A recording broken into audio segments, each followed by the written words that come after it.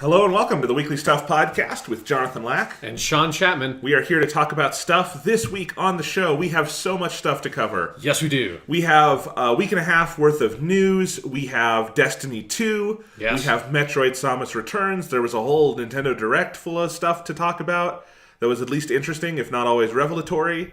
So, yeah, we have a bunch of stuff to get into. First thing to say is we were off last week. Yep. That was hey, this is like the first time in the history of the podcast I didn't feel bad about a break. Right. Because we'd been on since February without a single break. Yes, we had our crazy like Persona 5 to Doctor Who and Twin Peaks to Twin Peaks rush. Yes. Yes, and Twin Peaks being on Sunday night had forced us to move our podcast date into Tuesday for like when we were recording it, which then eventually became kind of untenable for my schedule. So now we have shifted it back to the more normal. We're recording on Sunday night. Yes, and releasing on Monday, which I think feels natural. Yes.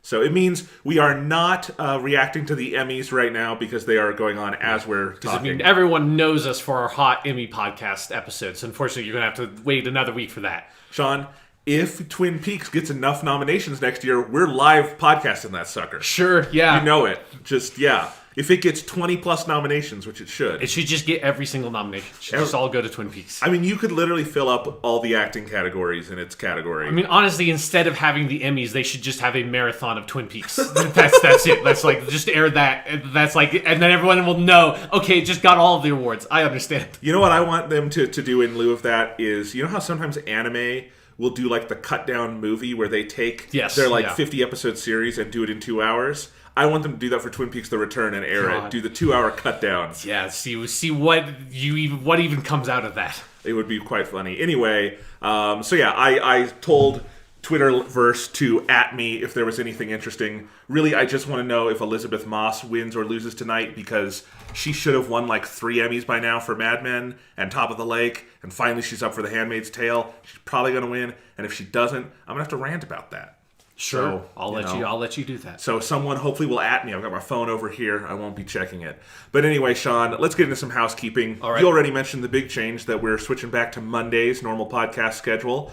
Although, who knows? We were on Wednesdays long enough that this is probably new for some of you. So, yes. Yeah, that's true. Yeah. We had been on Mondays for years. Now we're back to Mondays, which means we'll be moving around the Let's Play schedule a little bit. Let's Plays for the foreseeable future will be Wednesday, Friday. Yeah. Instead of Monday, Wednesday, or Monday, Friday. So, Monday, Wednesday, Friday, that means you guys are going to get Mario 64 Episode 1 this Wednesday. If you want to sign up for Patreon, there's already 3 episodes up there and more to come. So that's fun. Yep. Hitman episodes just went public last week. And those are awesome. Yeah. Did you finally take a look at those? Yes. Yeah. They turned out well. Yeah. As I said, the kill montage in my episode made me gag a little bit to edit it. You killed a lot. I was there. I saw how many people you killed. But it does when you're watching it back. It's like, you killed a lot of fucking people. I want to know how they did the throat slit sound effect. Like, they probably found like a pumpkin or something and slit it across. And it's a meaty sound effect. Yeah. Anyway, so that's all up. More coming to Patreon soon. Doctor Who, the new episode of the Doctor Who Classic podcast, we will get that out to Patreon and everyone else as soon as possible. It's just, we've had a busy couple weeks. Yeah. My mom just got married, and we've had all this stuff with wedding and family in town, and just fitting in 4 episodes of classic Doctor Who, which I need to be in the right mindset for. Yeah. I have not had time yet to finish it, but I look forward to and talking about it, because who doesn't want to talk about Patrick Troughton? It's very good. I watched it very recently, rewatched it, I guess, for that episode. Yeah. Tomb of the Cybermen. 2 thumbs up. I love that episode. I love that story so much. It's really good. 2 cybernetic thumbs up. Exactly, yes. Yes, if we're being cheesy. All right, so that's all the housekeeping. Before we get into the news, let's do a couple pieces of stuff. One piece of stuff I want to follow up on from the previous episode is we had just gotten in the book Blood, Sweat, and Pixels by Jason Schreier of Kotaku, Yeah. which is one of the first like real substantive books about the process of how video games are made. Yes, it's a behind-the-scenes look of 10 different video game projects from in recent years. I think the earliest one is Halo Wars, which that's from like 2008, 2009. Yeah. But yeah, it's so rare that you get any sort of behind-the-scenes peek. There's a couple of other books, like Masters of Doom is probably the most well-known one. That's about the development of the original Doom. But other than that, like, you kind of don't have any of it. And so instead of just having like a little bit, it's really nice to have this book that's a like really nice look at the development of 10 different games from like a very broad spectrum of development, all the way from Stardew Valley, which is, you know, from one person, to something like Uncharted 4 or The Witcher 3 or Dragon Age Inquisition, which has hundreds of people working on touching that game over its development. Yeah. So we've both read the book. Yes. And I cannot recommend it highly enough. Yes. It is a stupendous book. Jason Schreier, I already knew, was a great writer from Kotaku and stuff. But, like, these are great stories, so thoroughly researched. Everyone you would want to hear from most of the time is there. There's stuff in, like, the Destiny chapter where Bungie did not want to talk, and you read that and you're like, oh, I see why they didn't want to talk. This was a clusterfuck. Yeah. But, like, overall, it's so well researched, and he's such a good storyteller.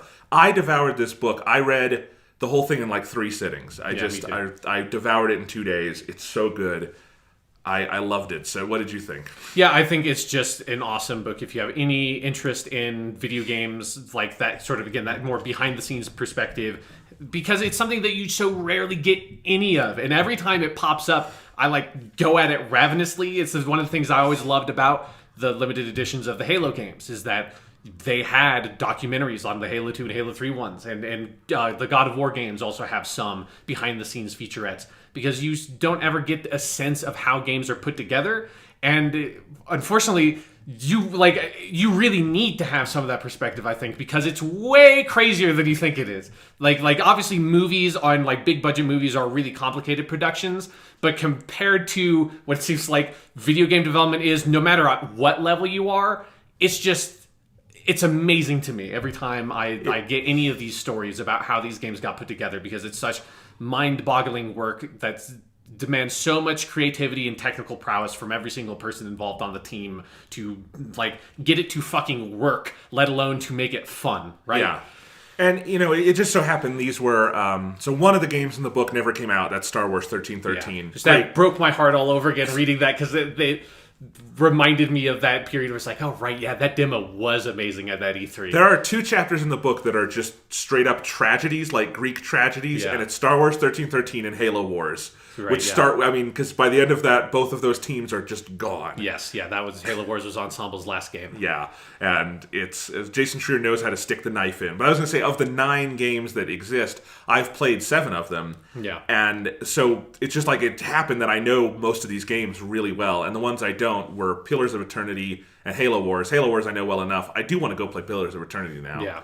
Which just came out on PS4. But I was going to say, it helps to know the games, but I don't think you need to. Like, if you look at the list of games, like, I've only played half of these or something, you'll still enjoy the hell out of the book. Yeah. And maybe it'll inspire you to play some of them. Because he does also put in footnotes in places that I thought were a nice, like, sort of, you know, olive branch to people who maybe are not super deep into video games. You have, like, some rudimentary knowledge, but mostly have, like, a lot of interest in these stories.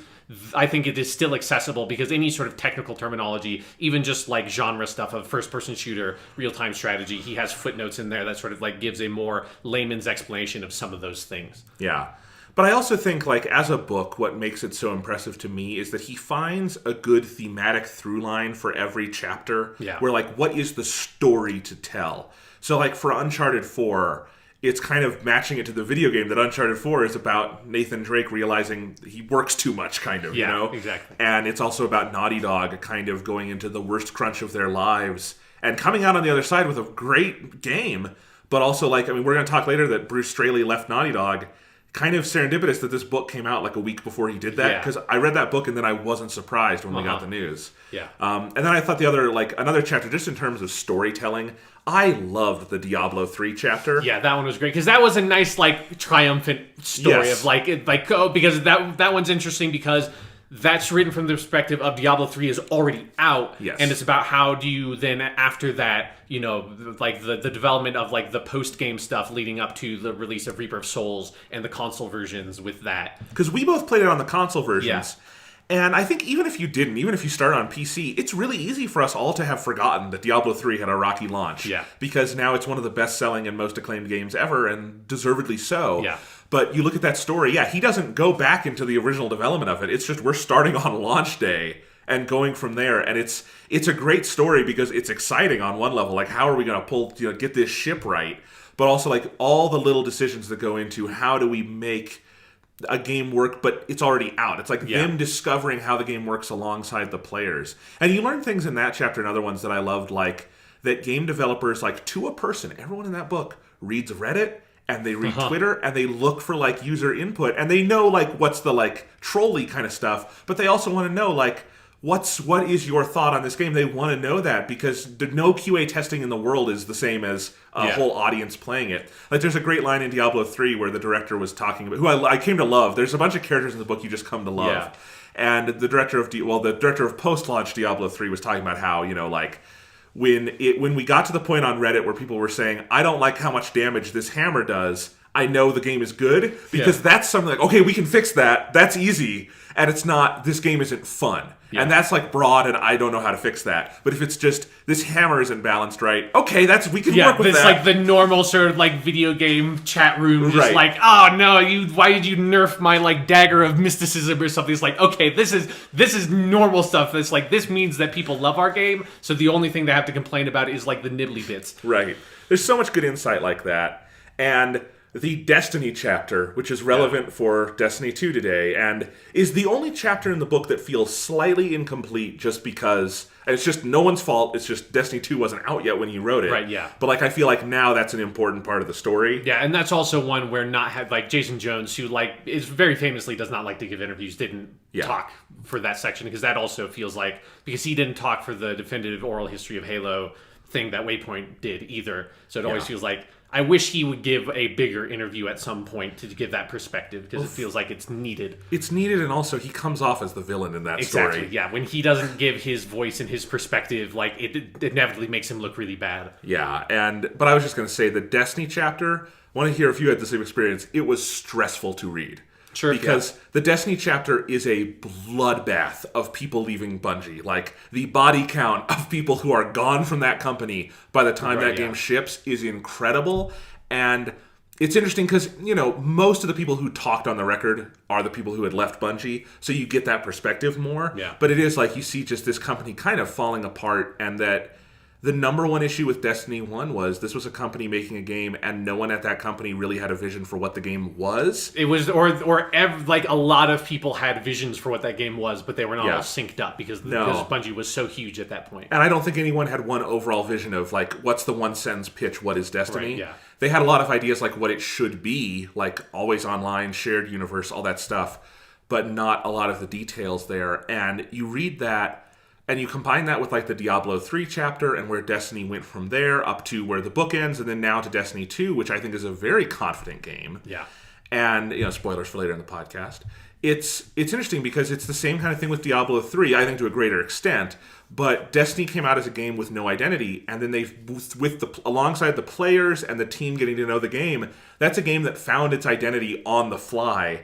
And that's not something... TV can kind of do that. Yeah. Movies and books certainly don't. It's such a unique thing about video games. The other, specifically with that, the one thing I do love about that, the Destiny section there, because this is something I already knew, but it's so different getting it presented to you in narrative format, is that the Diablo, because they're both, Bungie is making Destiny for Activision, and Blizzard is owned by Activision, so the Diablo 3 team that, like, resuscitated Diablo 3, and that creative director who that was working on the console version of Diablo 3 that then took over the PC version as well, he came over to the Bungie studios and gave a presentation on, like, this is how you guys can help fix your game because of how similar the issues were. And there's something because the Diablo 3 chapter was earlier in the book, it was so fun and weird to have that, like, character version of that guy enter that story and be like, right, yeah, I remember you. That's crazy, the way these intersect. Which leads me to about like the sort of last thing I really want to talk about the book that I think is awesome is the period of time that the game or that the book takes place over, and the different kinds of projects it picks. I think gives you this really interesting snapshot at a really fascinating point in time in the history of game development, which is we are now, in 2017, we are at this point where the PlayStation 4 and the Xbox One and then now like the Switch are all extremely successful consoles. Like the Xbox One, less so by the standards of its competitors, but by its own, the history of the Xbox brand, the Xbox One is selling extremely well, right? So we are in this point where console gaming is extremely healthy, and the kinds of games that are coming out right now, like a Destiny 2, or like, we're getting like Shadow of War and Wolfenstein 2 this year. We're getting the sequels to the games that were being made while this console generation was forming. So we're like in the middle of this console generation where, everything is kind of like roses. And I think we're feeling that in 2017 of how healthy the console business is right now. But the projects that this book talks about are mostly games that came out around 2012 to 2014. And then like a couple like Witcher 3 is like 2015. And there's like, and Halo Wars is the one early outlier that's 2008 and 2009. But sets the stage very well for what was going to happen later. And then also there's a number of like, some of them are Kickstarter projects. There's the indie game with Stardew Valley. There's the canceled project with Star Wars 1313. But the games are all centered around that like turn of the console generation period where it's easy to forget now how much pessimism there was about whether or not, or cynicism there was, about whether or not the consoles were going to be adopted. And you get a lot of that perspective in this book of like, talking about Dragon Age Inquisition having to be cross-generation, which is something I had totally forgotten about that game, which blows my fucking mind that game, it can be on an Xbox 360 and a PS3. Like, that doesn't make any sense. That's like, that game does not seem like it would work on those consoles at all. And it's really fascinating to see that period and get I think a perspective on why maybe that 2014 was that weird sort of dearth year of there were good games that came out in 2014, but there wasn't the like broad range of really great games, and it felt like the way industry was not as confident as it was in 2014. Oh yeah, as a piece of like historical context, this book is essential because we are now in this insane another golden era of gaming. This 2016 and 2017, and kind of 2015 was the revving up year with like Witcher 3 and some of those games. But then you get into this year and last year have just been so off the charts insane, and I think it's going to stay that way for a long time. This is I think an important book to like, how did we get here a little bit? Because it is easy to forget. There was all this pessimism like gaming is dead and now it's bigger than it's ever been. Yeah. And you get a lot of perspective on, okay, how did this maybe hurt Dragon Age a little bit? Or The Witcher 3 is as good as it is because it was a bunch of crazy people who took really big bets. And I do love the way that The Witcher 3 feels like in a larger narrative of the book. The Witcher 3 is like this white knight that comes out of this like there's a lot of really interesting stuff in the book about, I think, details of how like they constructed their side quest teams and stuff that give you in like how they approached that material, that gives you insight into how that compared to something like Dragon Age Inquisition, why that game came out with the kind of quality writing that it did and stuff like that. Yeah. But yes, it was like it came out of this period where there was this weird pessimism in a lot of games like a Diablo 3 or Destiny or Dragon Age Inquisition that like were all good games in different ways, but all had like pretty severe issues. And it makes sense for The Witcher though, because like that's the games that change things have to ignore kind of the broader context and the rules and just go for it. And that's a game that I think is a sea change game. Yeah. And was probably, the first great capital G game of the generation. So all of it, it's such a fascinating read. I cannot recommend it highly enough.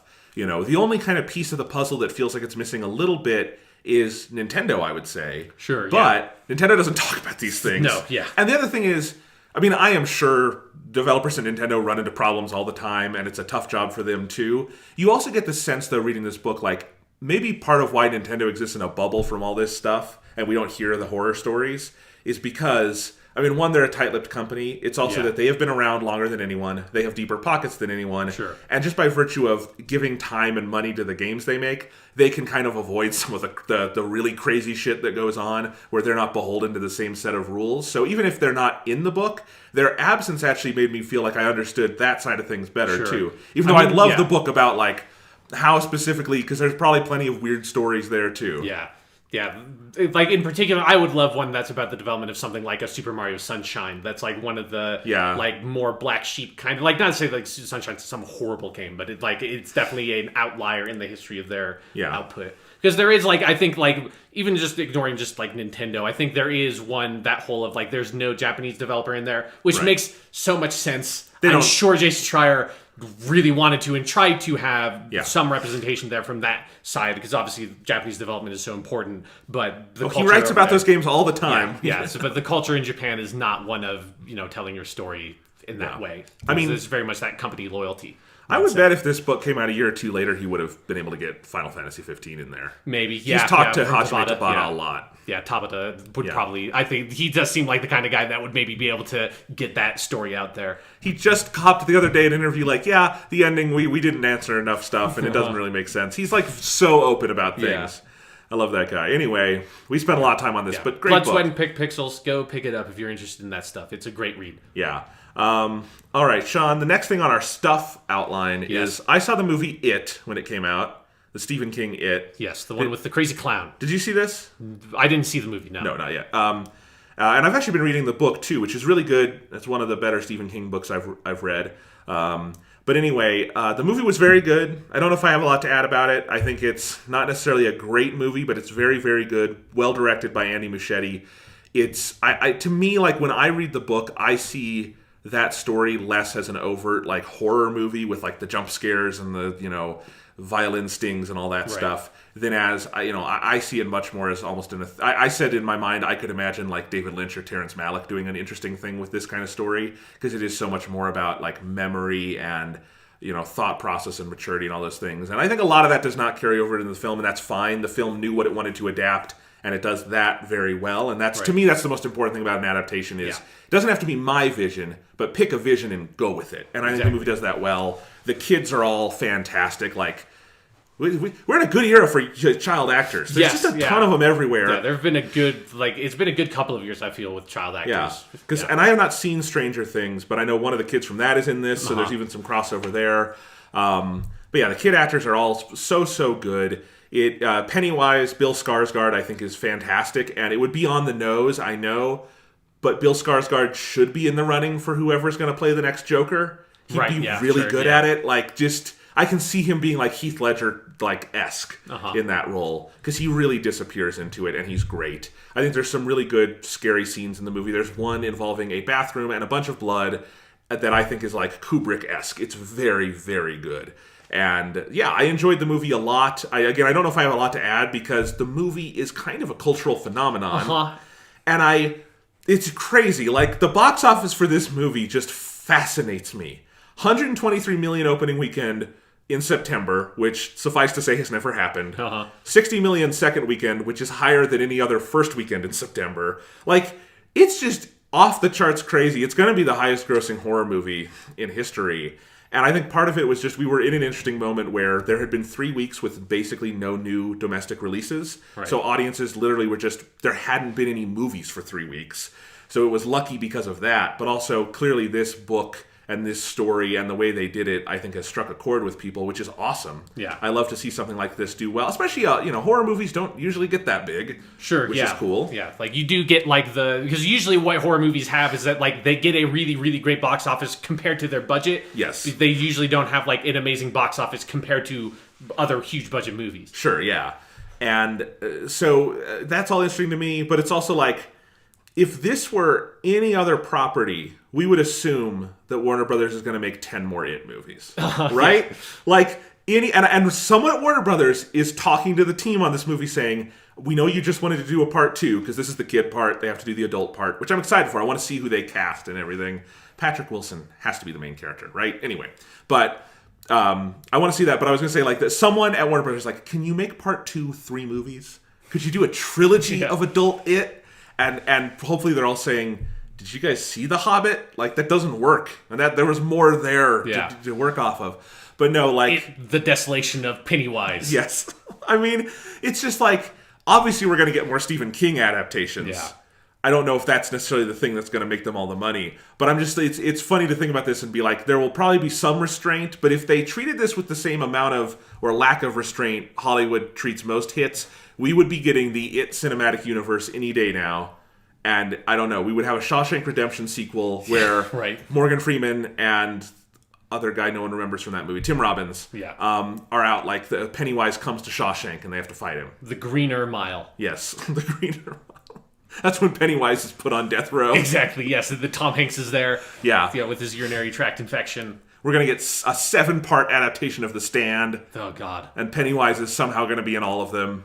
Yeah. It's going to be crazy. But no, it's a really interesting thing to me because... The Shining 2, Jack is back. Yes. But it's also like, it kind of speaks to how to organically make a hit. Because we're in this period where everyone is trying to figure out what's the next cinematic universe, what's the next giant franchise. And I think, and most of them are bombing. Like, there's not going to be a dark universe, Universal. Sorry, The Mummy didn't do that well. But like, it was just, New Line and Warner Brothers were in development on this for years. They finally got the movie made. It's a good version of the movie. It's, a very commercial version of the movie, which doesn't mean bad. It's just, it's a wide appeal kind of version.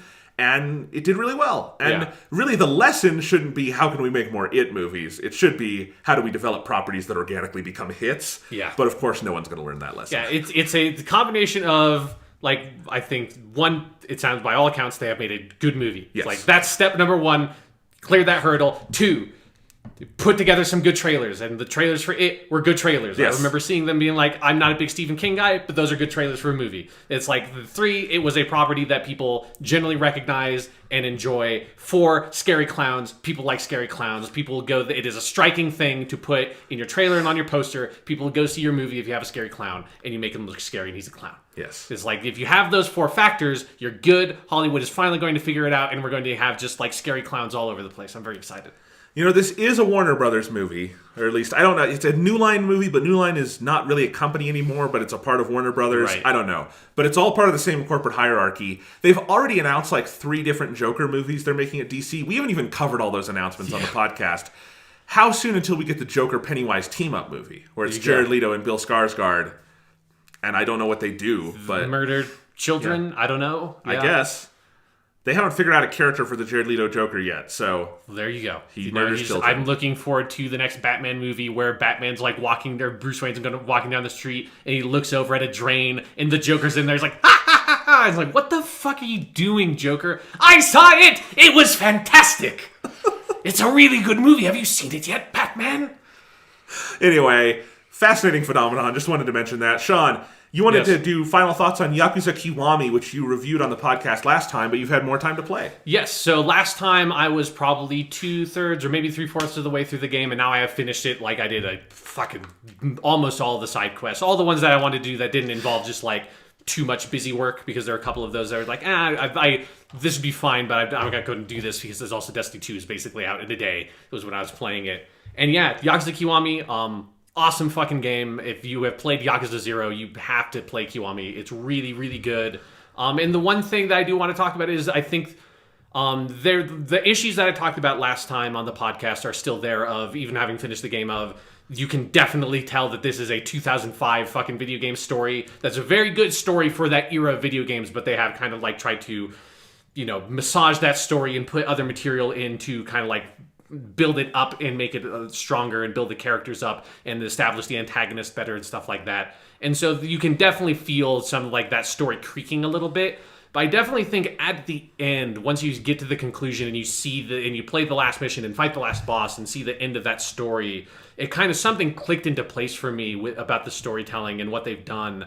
I don't know how much of this would be true or apparent, or like if there was just something they were trying to do at all with the original version of Yakuza. But by juxtaposing Kiwami with Yakuza 0, which is set very specifically in the 80s in the bubble economy of Japan, where, like basically it was I mean, it's kind of like pre-housing crisis America. And it's like that metaphor kind of follows pretty well, that, everything was going great. People were making lots of money. It's almost like Roaring Twenties or something, Great Gatsby style. This will never end. Yeah, in the bubble economy, it's like, it's so awesome. And then like after 3 to 5 years of that, the market totally fucking crashes, and like Japan, like it all goes to shit basically, and you end up in this period of what is called the lost decade, basically, Yusinawarita Junen, which is where Japan's economy crashes and then is totally stagnant for like 10 years, and it's really rough. And Yakuza 1 is set and came out in 2005, which is like after that lost decade, but it was still like, I mean, Japan's still feeling the effects of that crash. If anyone's hoping that like America's going to finally like magically recover from our recession, like that's not how that works, right? Like, there's still that kind of sensibility and that sensation of like, oh yeah, we're going to feel the effects of that housing market crash in America for a while. But in 2005, like, that was still pretty fresh, the bubble bursting, and you were still feeling those effects. And there's something about now Kiwami being remade and having a lot of other story elements put into it from the perspective of 2017 that's like pretty far away from that. And then also having this other story being told as a prequel of who these characters were and what they were going through during the bubble economy, all of a sudden makes that story in Kiwami, I think, like, about that contrast and about that change. Because and I can't believe I missed this, because I know, like, I studied as part of a literature class in school. I studied some of the literature from around that period in Japanese history. So it's like I knew that stuff pretty well, and I never made the connection of at the beginning of the game, which is set in like the mid to early 90s, Kiryu takes this murder rap for his friend and goes to jail for 10 years, and then comes out 10 years later into a world he doesn't recognize, where all of his friends have moved on, and everyone is pessimistic and cynical, and like all the side quests in the game are about people trying to just do like really cheap get-rich-quick schemes and trying to scam people and just like trying to steal money off the streets, and you're constantly being tried, like people are constantly trying to scam Kiryu or pulling some weird like scheme on him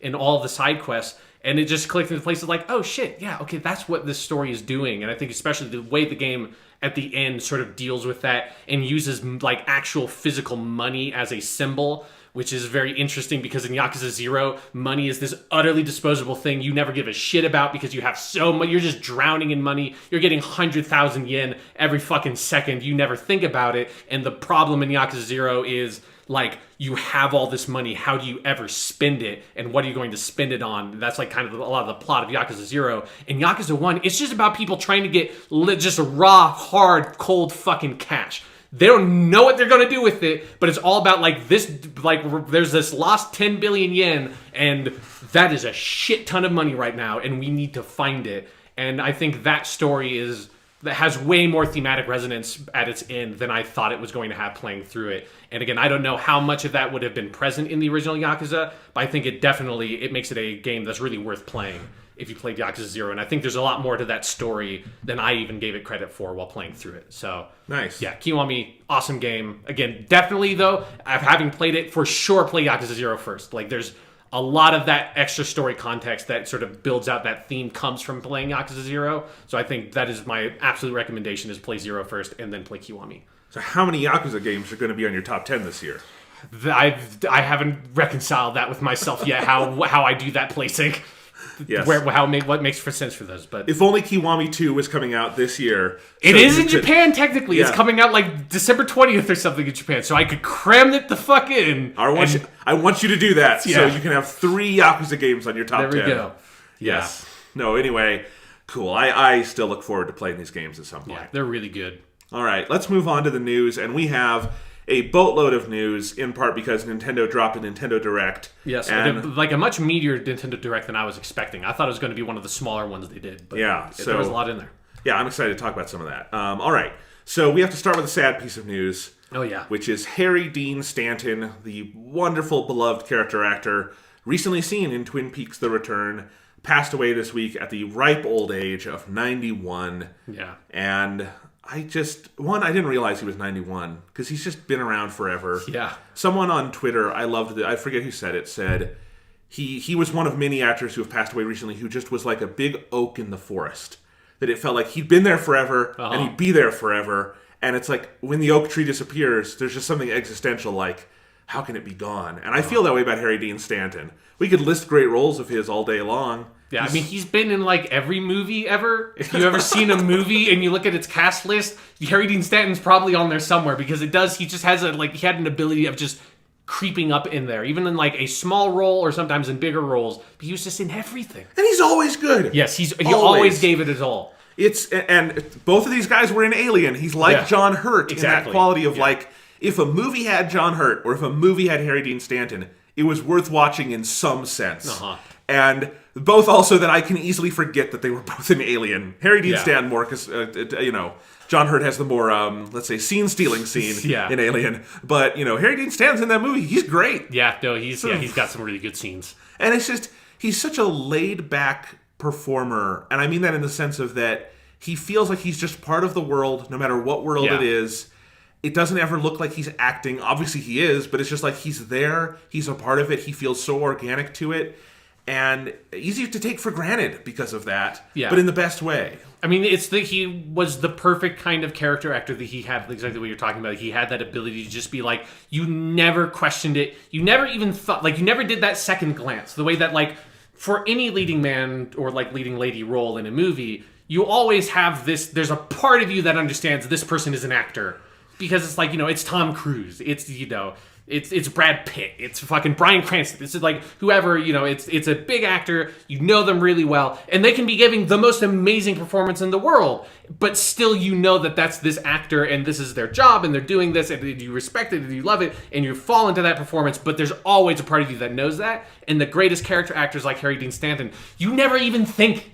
You never even think this, like, that could have just been a guy that was on the set that somehow was being filmed and he was just there, or it was just something that they filmed this whole scene and then they were looking at the footage and they're like, who the fuck is this? What the fuck? Where did this guy come from? And he's just there and the whole scene it's just there. He's just there. Yeah. And he, like you said, he's just a part of that world and everything he's in and you never think about it. The Criterion Collection, as they often do when a beloved actor passes away, will share a clip or something.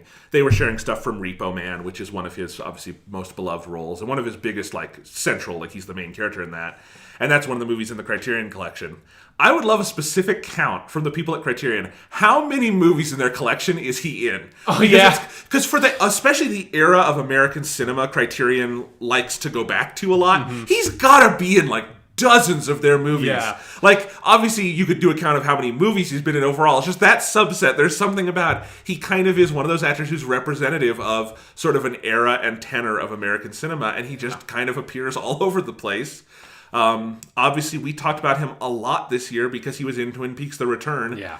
Reprising a role no one thought would get reprised. Yeah. And I gotta say, if you haven't seen his scene, he's only in one scene in Fire Walk with Me. It's a great fucking scene. He's hilarious in it.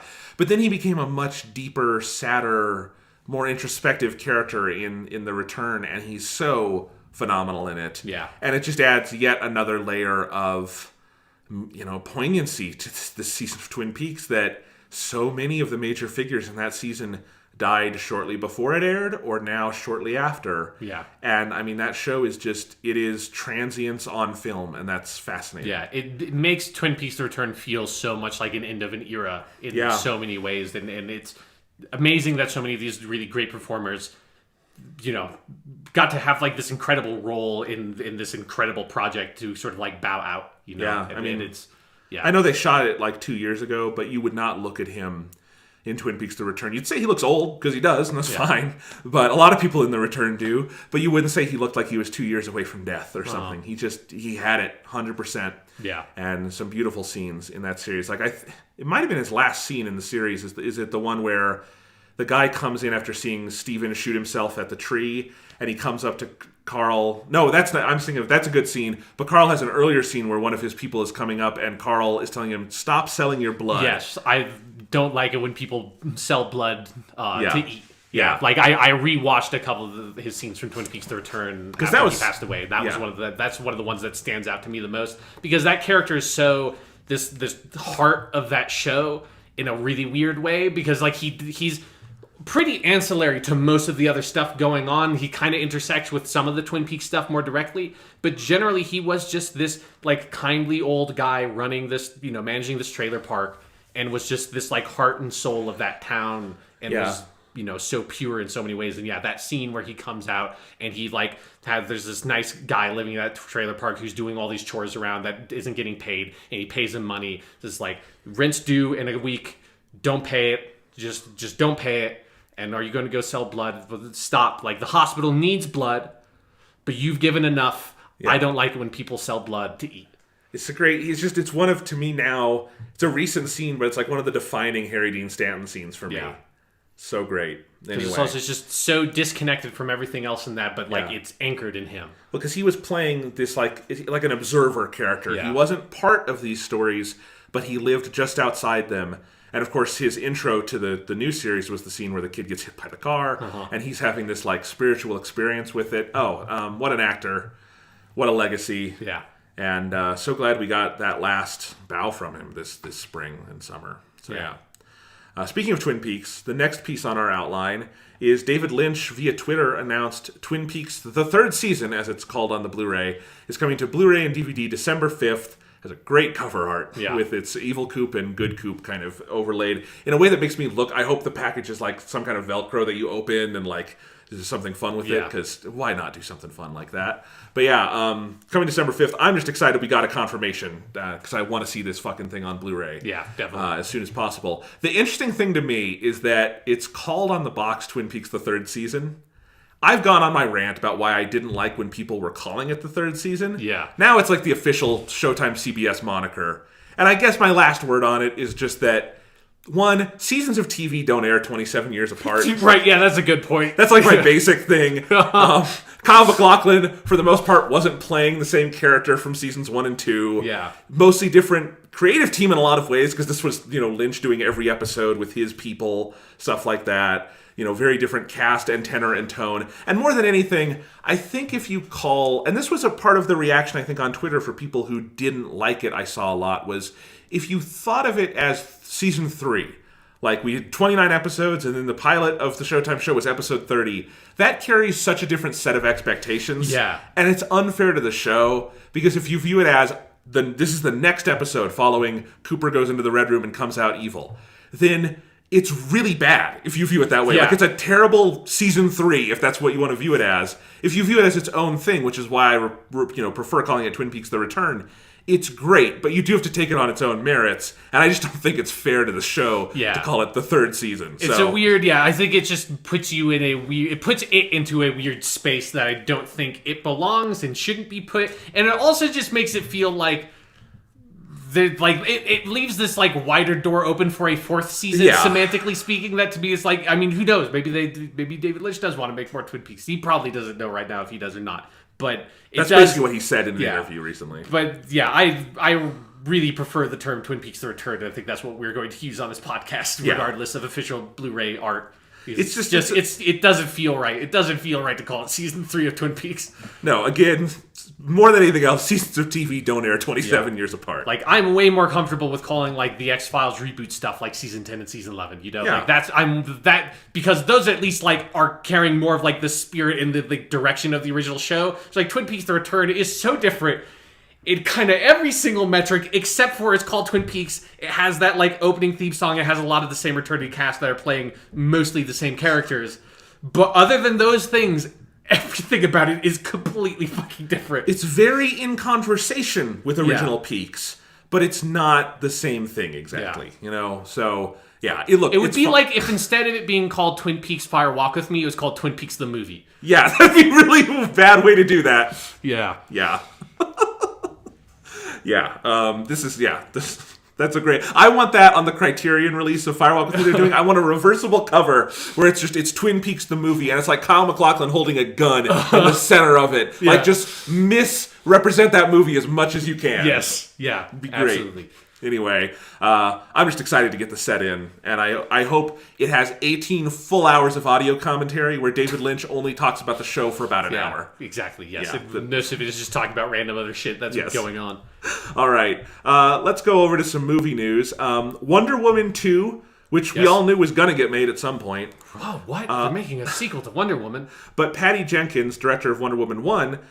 the very good director of Wonder Woman 1, who made Warner Brothers a lot of money. They had been kind of in negotiations for a long time, and given how much turnover there had been at DC, I think a lot of us were worried this might not come through. Yeah. Luckily, Patty Jenkins was confirmed. She's going to direct Wonder Woman 2. She's going to get a shit ton of money, somewhere in the vicinity of like $9 million plus back end, which I think is awesome. Yeah. Because if you don't know, that's far and away the highest a woman has ever been paid to direct a movie in Hollywood, which is just cool. Yeah. And it's coming out December 2019, although apparently a Star Wars movie is coming out then, so someone's going to budge. Yeah. But we'll see.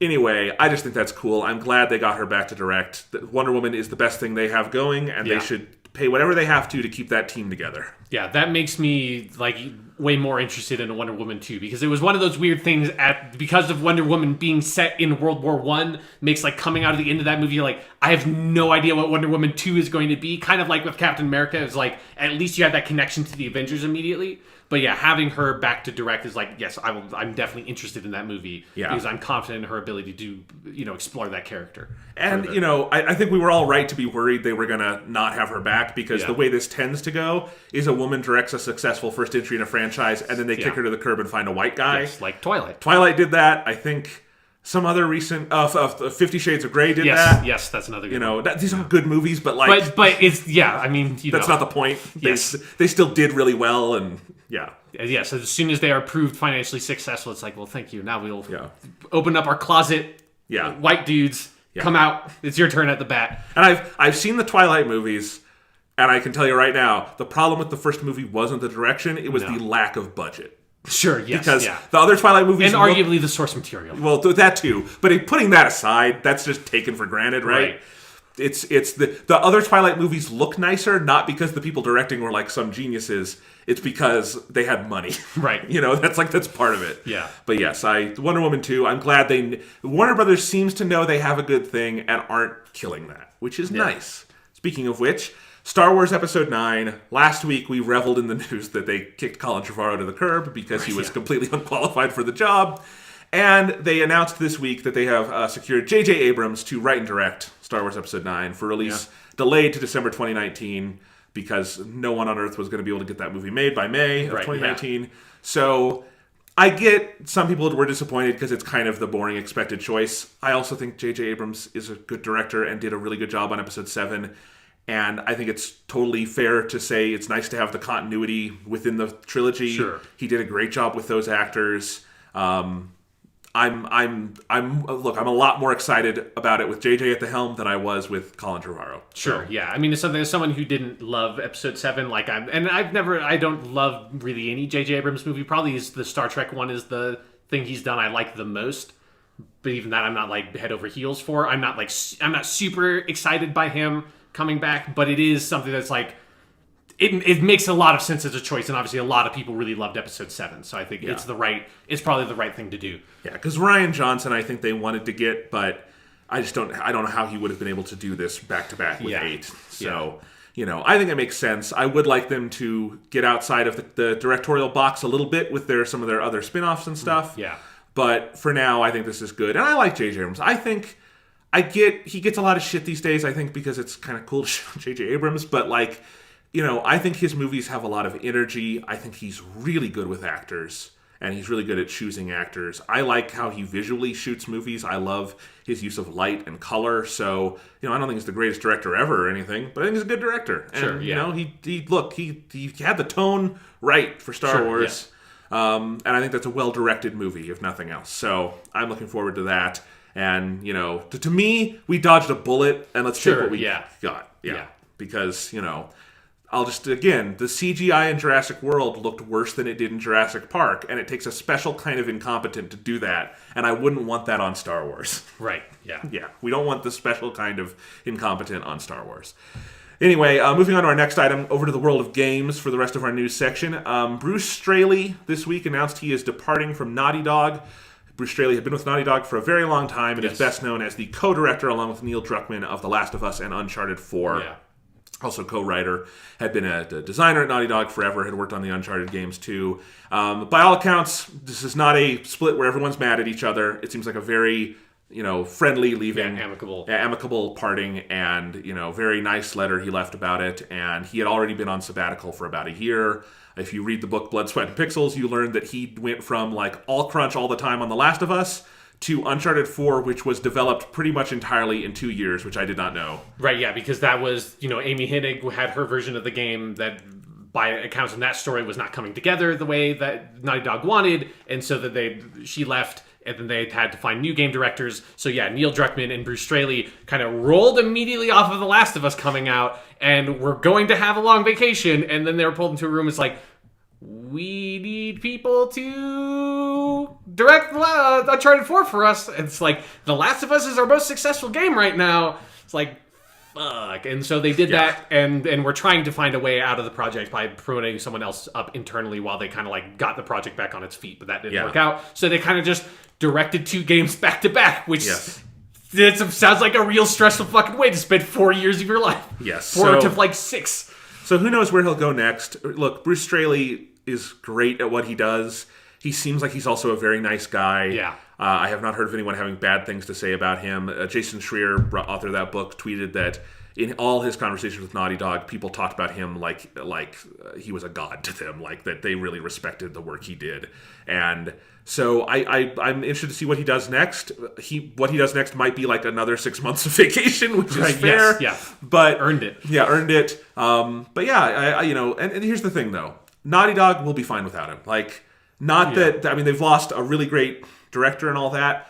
I think if Uncharted: The Lost Legacy taught us anything, it's that they have a ridiculously deep bench of talent there. Yeah. Neil Druckmann's still there. That is Naughty Dog. You read that book, you realize also like they are really a team. Like you don't want to fall into the trap of pretending like these are auteur works like we view like a David Lynch project or something. Right. It's much more of a team effort than that, and that team remains, and that's great. But it is sad that we won't have him on a Naughty Dog game in the future. Yeah. So, but he put his time in, Oh boy, absolutely. He did his due diligence by that company for like over 20 years, I think. And just like I am excited to see where Amy Hennig is going next. Yeah. I mean, we know she's working on that Star Wars game. I really want to see what it is. Yeah, me too. Yes. With Bruce Straley, I can't wait to see what he does. And, Naughty Dog has still done great since Amy Hennig left. I assume they'll still do great. And Neil Druckmann is a trooper for jumping into Last of Us Part 2. Last of Us Part 2, yeah. Yeah. Because, I mean, apparently Naughty Dog has been able to, like, slow down, and they're in a much better flow now for production, so no one's, like, killing themselves. Yeah. But, Neil Druckmann will have had 3 in a row over there. That's just nuts. Yeah. But, so big gaming news. Smaller gaming news, but I think it's interesting because it kind of came out of nowhere. Yeah, is that Rockstar announced that L.A. Noire, a game they didn't develop it, right? They published they just published it. The developer is no longer with us. Okay, they were going to make a game called The Horror of the Orient that just never came out. And that team just disappeared. All right. Well, anyway, L.A. Noire from 2011. Your game of the year, 2011. Yes, it's a great fucking game. Yeah. On a very old rendition of this podcast. Is coming to PS4 and Xbox One and Nintendo Switch on November 14th. And VR. There's a limited Vive VR version that is some of the cases are being put into a VR version of that game, which is weird to me, but sure. So if you can do it, I guess. Yeah. So look, we're probably never getting that Red Dead Redemption remake everyone wants. Right, yeah. But we're getting L.A. Noire, and I've heard it's good. It's really good. I also think it's a game that people underestimated in some ways. I still think that is a game that people really dramatically underestimated and underread that game's narrative chops when it came out. It does things with perspective, and like POV in a video game in a narrative sense, not necessarily third person, first person sense, but what kind of information is being presented to the player as opposed to what information is being privileged for the character. That game plays with that, of the character of Cole Phelps. That game plays with that dynamic a lot in a way I think is really clever and is really sort of germane to the noir genre that honestly I think just a lot of people in 2011 didn't quite catch in some ways what that game was doing with that stuff, because games just don't play with that perspective stuff that often narratively. So I think it's a game well worth going back to. It's not a game without flaws. It's an incredibly unique game, and being an incredibly unique game usually means you have very unique, weird issues. And so that game has some weird issues to it. But there has been no game like L.A. Noire before it. There's been no game like L.A. Noire since. So I think it is a game that is worthy of going back to, and I'm probably going to pick it up again and play it through, because I haven't played it since 2011. Yeah, I will have no time for it this November, but maybe later down the road I will get it. And the fact that it's coming out on Switch kind of guarantees that I will get it, because I'm more and more thinking the Switch might be the best console on the market right now, and it's great, and I love that they're doing that. It apparently will not have all the same visual enhancements that they're doing for PS4 and Xbox One, which makes sense, although Skyrim looks like it's got most of it, but Skyrim is probably a little simpler in some ways. But yeah, it's going to be on Switch, which is really cool, and also we're going to have a Rockstar game on a Nintendo platform. Right, yeah. Can you name the last time that happened? Grand Theft Auto Chinatown Wars? That is correct, There you go. You thought you were going to trip me up. You did not. But that was a long time ago. Yes, it was. Yeah, I did play that. That's a good Grand Theft Auto game. Yeah, it is. And it was at the time, it was very surreal to have all that blood on my DS. Yes. But we're going to have a similar experience, I guess, now with L.A. Noire. So I think that's cool. And it's something we're going to talk about later with Nintendo. Clearly, third parties are coming to the Switch in a way they did not to the Wii U. Yes. Yeah, and that's one way to put it. One way to put it. And this is cool. So, hey, the more ways to play a game, the better. Yeah. And I like that L.A. Noire is kind of getting revived here. I think I have it on PS3. It might have been on PS Plus. I think it was on PS Plus. Okay. Yeah. So that's probably where I have it from. But I my PS3 is in a closet at the moment, so I'm not going to play it that way. But this is cool that it's coming out again. I'm really curious to see how that the facial animation stuff holds up, because that was the big thing in that game was they had this really intense performance capture stuff for the face and only the face, which is always one of the weird parts of that game is the body of the characters animated super video game ass Grand Theft Auto people, but their facial animation was eerily exact, because that was a whole mechanic of the game is you had to read their expressions to figure out if they're concealing some information from you when you're interrogating them. I'm just curious to see, in my memory, that game still kind of has the best facial animation in any game I've played. But I'm curious to see if that still holds true, or if Uncharted 4 and those kinds of games have come up with their versions of facial animation capture or facial motion capture that is on par with that or not. Yeah. That was a generation ago, quite literally. Yes, it was 6 years ago now. 6 years ago. It's weird to think about. Yeah, but that's cool. Do you think it's a little weird that this is the game Rockstar is putting out again? It's insane. I have no idea. When I saw that, I was like, is it April 1st? What the fuck? Why are they putting L.A. Noire out again? I love that game. I know there are, that game has a fan community, but it didn't have, the most, amazing reception in the world when it came out. It was a pretty divisive game in 2011.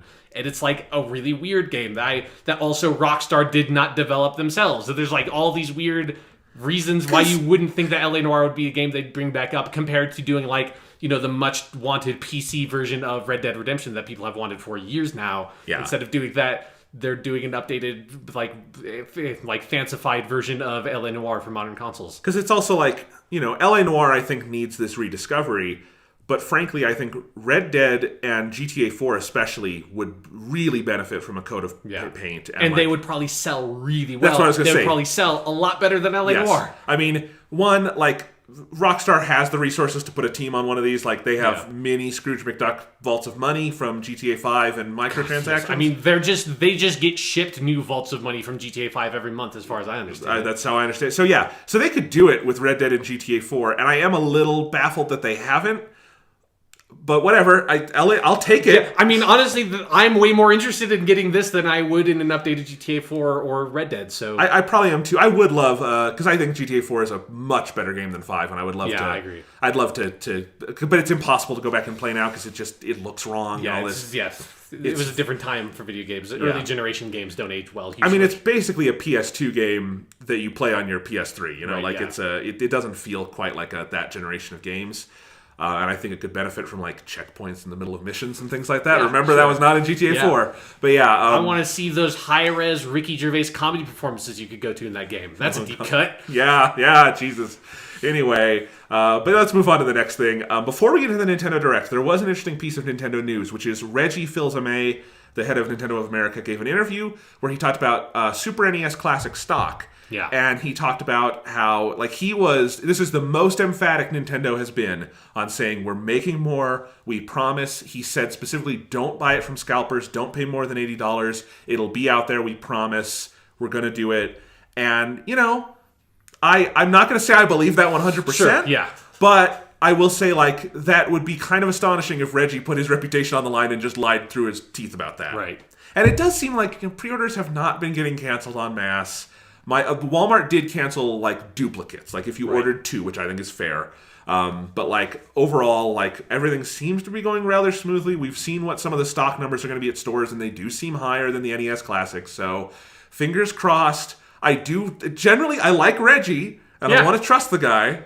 But he did kind of put words on paper there. Yeah. So, but then this was followed up by something that seemed like they're making good on that word, which is that Nintendo did officially do a press release announcing that not only will they have the SNES Classic throughout this year and next year, they'd previously said just through this year, so they're going to keep making it. The NES Classic will go back into production and will be available sometime in 2018 near the summer, I think is what they said. So they have listened to us. It was a little late to listen to us. Sanity has fallen upon Nintendo. They're like, wait, this thing sold like fucking hotcakes. Should we make more of them? No. Wait. Yes, we should! Over the last year, someone at Nintendo was going to night school and learning about supply and demand, and it finally like, oh, I've had this graph the wrong way the whole time. Oh my god, this is so embarrassing. But, I wanted to get your reaction. So, Sean, the SNES Classic, they are committed as a company to getting these to people who want them. The NES Classic will be back, so we can all get one if we want it. What do you think about that? It sounds like they have finally decided that their classic version console thing is successful enough that they're just making it a normal fucking product. Yes. Which is like, it took them long enough to get there, but it is the right place for them to go to. Yes. It was something where a lot of their verbiage around it had been like straddling this weird line between a normal fucking product and a limited edition product, which are two very different things. And I think that's what caused a lot of the confusion in the marketplace. And I wish that they had this messaging out there for when the NES Classic was originally selling, and so people didn't have to fucking sell their kidney to finally get one from their fucking doctor or something, Like, if there was some sanity in this system at some point along the way, that would have been nice. But they got there, and you have to give them credit for that. And between the Reggie interview and that press release, there's now also transparency. They're not saying, we're going to have the NES Classic this Christmas. It's, we need time to get factories next summer, Yes. So it all seems sane. It seems good. It feels like all the good stuff from the Switch and the 3DS is maybe radiating outward a little bit to the rest of the company. And that's a nice thing because, we're going to talk about this Nintendo Direct and it's nothing but cool stuff. I mean, they've got a lot of good stuff in the work.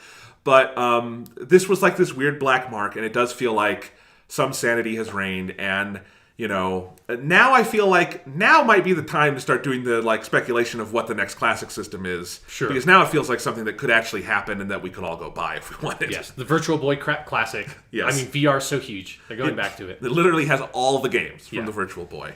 Or it's the Donkey Kong Classic, and they're just selling Donkey Kong arcade cabinets.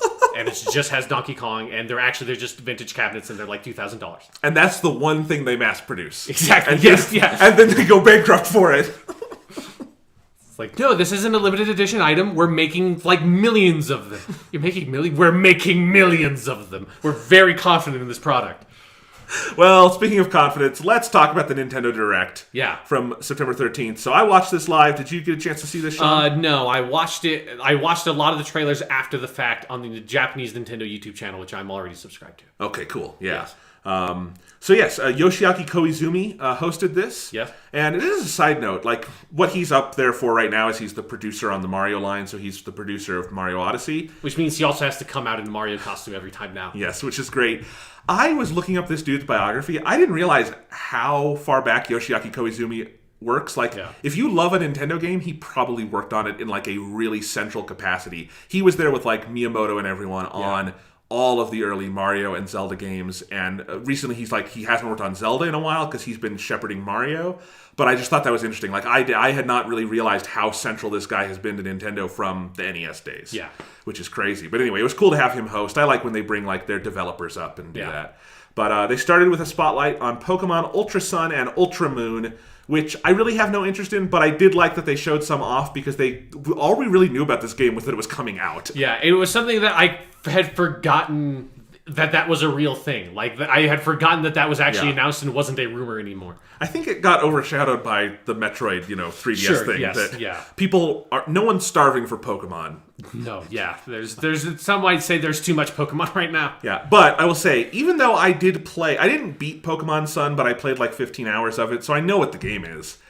This trailer was utter gibberish to me. Okay. And I'm gonna go through my notes and we're gonna try to make sense. Because I did not watch this trailer because I wasn't that interested in it. It was a 4-minute spotlight, but I understood none of it. So Pikachu has a hat, and there are some other Pikachus. So there was that. I got that. I think there's a new legendary. And then there were 4 pieces of new news. News 1 was Necrozma, who is a new legendary. I think that's what that was, but I don't know. I don't know what Necrozma is. Point 2 was you can now chart new areas of Alola. So there's new areas they've added, a Valley of Pikachus, a new beach, and there's new character customization. So that's cool. 3 was just called bonuses, and the bonuses was like if you buy the game by January 10th, you get a special Rockruff, which I think is a Pokemon from Pokemon Sun and Moon, and you also get 12 Quick Balls. And if you buy Pokemon Gold and Silver, which is coming to the Virtual Console on September 22nd, you will get Celebi in all versions of Sun and Moon, including the originals. So that's nice. Celebi, I will say, was much harder to get the first time around. I had to get a special GameCube disc from a pre-order of Pokemon Coliseum, so you kids have it easy. Sure. Yeah. Anyway. Celebi, not a Pokemon I care for. No. And then number 4 was, this was the most confusing, Unknown Ultra Bursts, UB Burst, and UB Assembly. And I don't really know what that means or what that they do. Makes perfect sense. No, yeah, like unlimited so yeah, assemblies. The kids love it. That's all I can say. It's the Pokemon. Look, it's Pokemon. It's probably going to be a decent game, and it's going to sell like hotcakes. I mean, it's the ultimate Pokemon at this point. Ultra Sun and Moon. So yes, that's coming out. Let's see. They also announced they're going to have a new 2DS XL that is Pokemon themed. Japan's getting more of them, but they all look kind of cool. Although playing Metroid Samus Returns reminds me, get a 3DS. You don't. There's a lot of games that need the 3D, and the 2DSs look cool, I know, but to get a 3DS, they're cool. Then they had their first batch of what they called headlines, which was a rapid-fire string of news and little trailers. Right. So I'll just go through some of these. Let's see. They had a quick little reminder of the Mario & Luigi Superstar Saga remake that's coming out. Right. Looks good. I'm excited. It's coming out on my birthday, so I'm excited. Kirby Battle Royale is coming to 3DS in January. That's the last of the mini-games from Kirby Planet Robobot that they've taken and made like standalone games that you can buy for like $5 in the eShop. Yeah. Which is kind of neat. I'd recommend just buying Kirby Planet Robobot because it's great. They also have a poll on the web for Kirby's 25th anniversary to decide the best Kirby moves. So you can go vote on that. If like attacks? Like when he sucks people in and like gets their hats and stuff. Okay. When you said moves, I thought like I like it when he jumps. I like it when he runs to the left. I like it when he runs to the right. Yeah, no, I mean like his like sucking in absorption thing. Yeah, let's see. It's the Darth Maul lightsaber from Kirby 64. Yeah, something about Yokai Watch 2. I don't know what Yokai Watch is. There's apparently like 7 different versions of Yokai Watch 2. I don't know what this is. I saw a video on YouTube it's the Yokai Watch. What is it called? Like it's basically like the Yokai Watch exercise that I think it's some video for like a music video, and there are people dancing, but it was like 3DS character models. It was very funny. It was cute. Nice. There was a whole part that was there was a lyric about poop. Yeah, I thought it was very funny. There's a new Professor Layton game with Professor Layton's daughter that's coming to 3DS October 6th. It looked good. I've never played Professor Layton, but I've heard they're good, and it had anime cutscenes that looked really nice. This was kind of a surprise, even though maybe it shouldn't have been. Minecraft is coming to new Nintendo 3DS, and actually now that's in the past tense because it was one of those, wow, it's out today moments.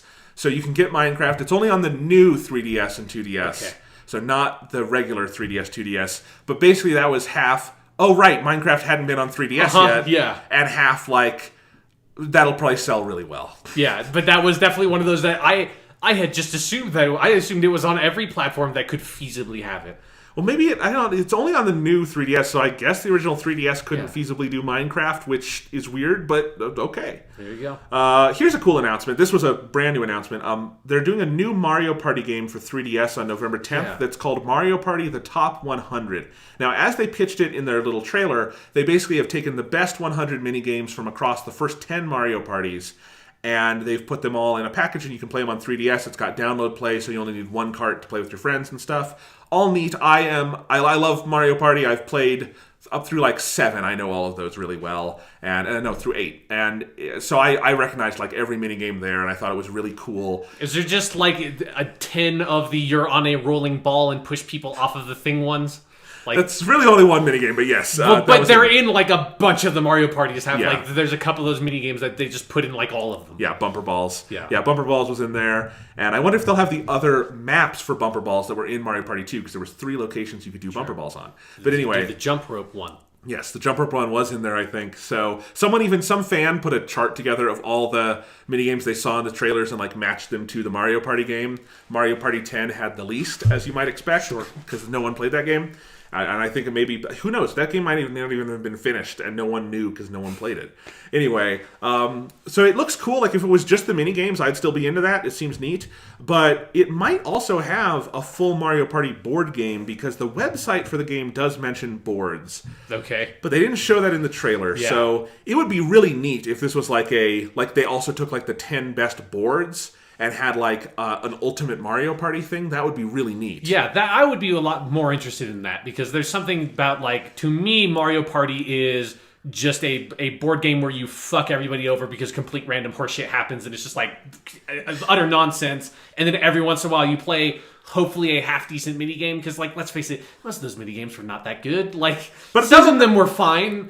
A lot of them were not very good. There's enough that I like, and my brother and I do sometimes just play some mini games on like our old N64 that I am interested in this either way. But I do hope it has a full Mario Party mode and it's not the stupid car thing from 9 and 10 that no one on Earth likes. Yeah, I want Mario Party where you can just roll the dice and land on a block that just randomly gives you a fucking star for no reason. Like I just want 100% utter horse shit, or I'm not interested.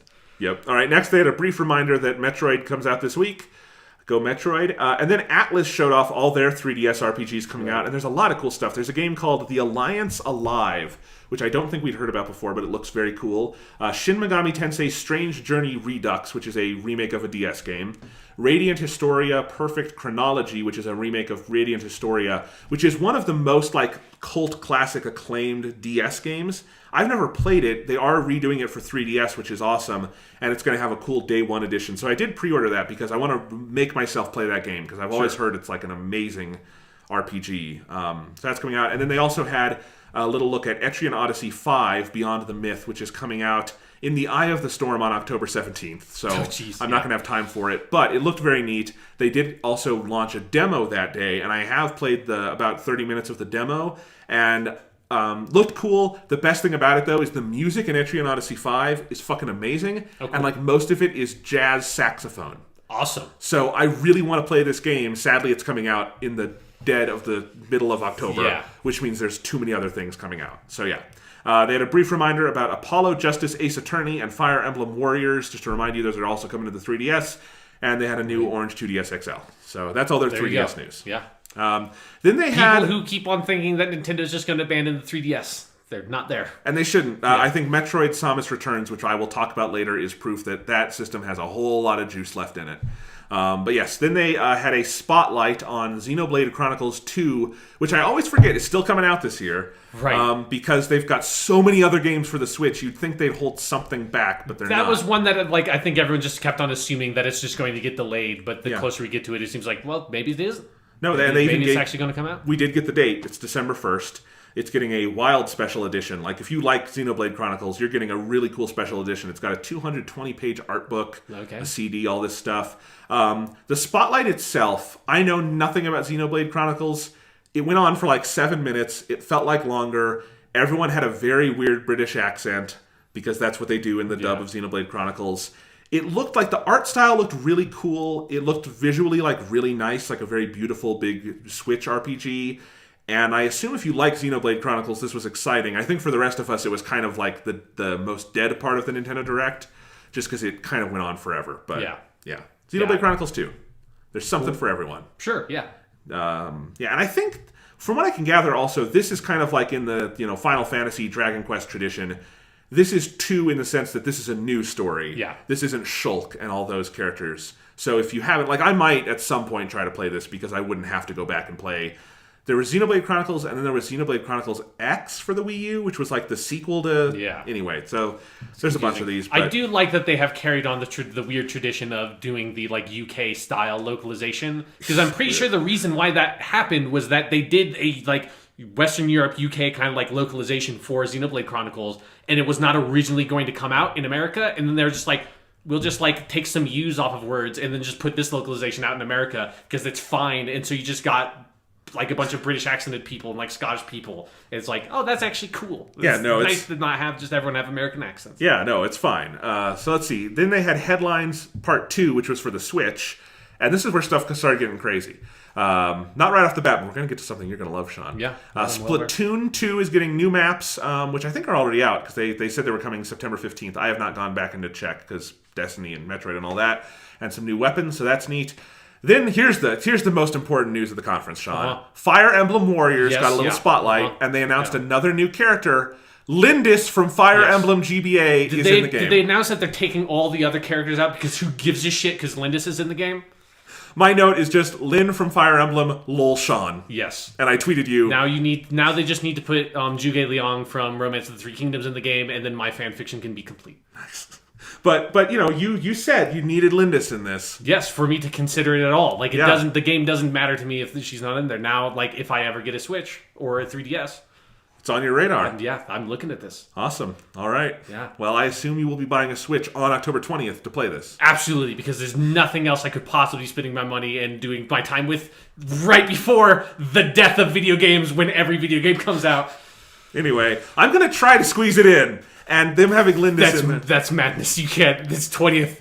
That's a week before Mario if you have a Switch. That's madness, Jonathan. It's got a cool special edition. I'm a sucker. You can play it whenever. I know, but it's Fire Emblem, Sean. Kind of. It's mostly. Mostly, it's kind of Fire Emblem. All right, Snipper Clips is getting new stuff. You can now buy the game as Snipper Clips Plus with 30 new stages, so like they've doubled the size of the game. Cool. And then that'll also be DLC. I'm glad they're supporting Snipper Clips. That is a cool game. There's a new MOBA kind of thing called Morphe's Law coming out. I wrote. Oh, yeah. It looks like Overwatch meets like Mexican Day of the Dead. Very weird. It launches on Switch first this winter. They were doing like their Xbox language, like Switch console launch exclusive. Yeah. Console launch exclusive. But I mean, how crazy is it that the Switch just came out and we're getting some of that language already? But yeah, so that'll be on other stuff eventually. Rocket League, that's coming to Switch later. Still have no date. That was one that like I had just thought for whatever reason that Rocket League was already out on Switch, but they announced it at E3. Yeah. Maybe that's why I thought it was out. Yeah, they showed off that they're going to have Mario and Luigi cars because why would you not do that? Arena of Valor is a new MOBA for Switch coming this... there's a beta for free this winter. Looked like a MOBA. I don't really know what to do with that, but it's coming. Yeah, it's kind of surprising to me that like the MOBA thing has not died down a little bit to just like going back to like, look, the only ones that are successful are Dota and League of Legends and then like kind of Smite. Yeah. And that's it. Like... If you think that's where your fucking like gold rush is, it's probably not. Yeah, but anyway, so that happened. Then we had some Bethesda stuff because we still had not had a date for Skyrim on Switch. We finally got it. It's November 17th. I like that date. That's far enough out from everything else that I can happily go back into Skyrim. Sure. Because I really do want to play it on Switch and like dive into the game again, and I'm very excited for it. By all accounts, it looks like a really good version of the game. So that's a nice date. I was really worried they were going to put it on October 27th with everything else, and it's not. Just to fuck you over. Just to be like, hey, guys, fuck you. Yeah, but no, they did not. You wanted to play Skyrim on your Switch? Well, you'll have to wait 2 years now. It's coming out on October 27th. No, and then they also announced, in by far the biggest surprise, Doom 2016, Doom, and Wolfenstein 2, not yet out, are both coming to Switch. Not Wolfenstein The New Order, but the sequel to Wolfenstein The New Order. Wolfenstein 2. Doom will be later this year. Wolfenstein 2 will be early next year, so it's not launching day and date with the other versions, but it is coming. I never thought that would happen. Yeah, that's a crazy announcement to me. I mean, it makes more sense when you think about that Bethesda is already putting stuff out on the Switch. It makes more sense to me. But, like, it's still, like, fuck, like, that's really, particularly for Doom, the idea that they go back and like, try to find a way to, like, pare that down to be able to run on the Switch. This is weird. Yeah. It's cool, but it's weird. And, like, it didn't look bad in, like, the footage they showed, so... You know, I don't need another version of Doom. The PS4 version runs great and wonderful, and I don't think that's a game I'd really play on the go all that much. Yeah, it does seem like that's a pretty intense first-person shooter. Is maybe not the best thing to play on the bus. But that's that's kind of beside the point at some point, because clearly the Switch is reaching an audience of people who don't have those other consoles. Right. And this is just smart business if they can get these games on there in a good form. And it makes me excited for other Bethesda games. Like, it would be awesome if they could get Fallout 4 on this. Right, yeah. And if they can do Doom and Wolfenstein 2 and Skyrim, that's probably doable, you know? Sure, yeah. And that'd be a great way to play Fallout 4, which I've never touched. So that would be wonderful.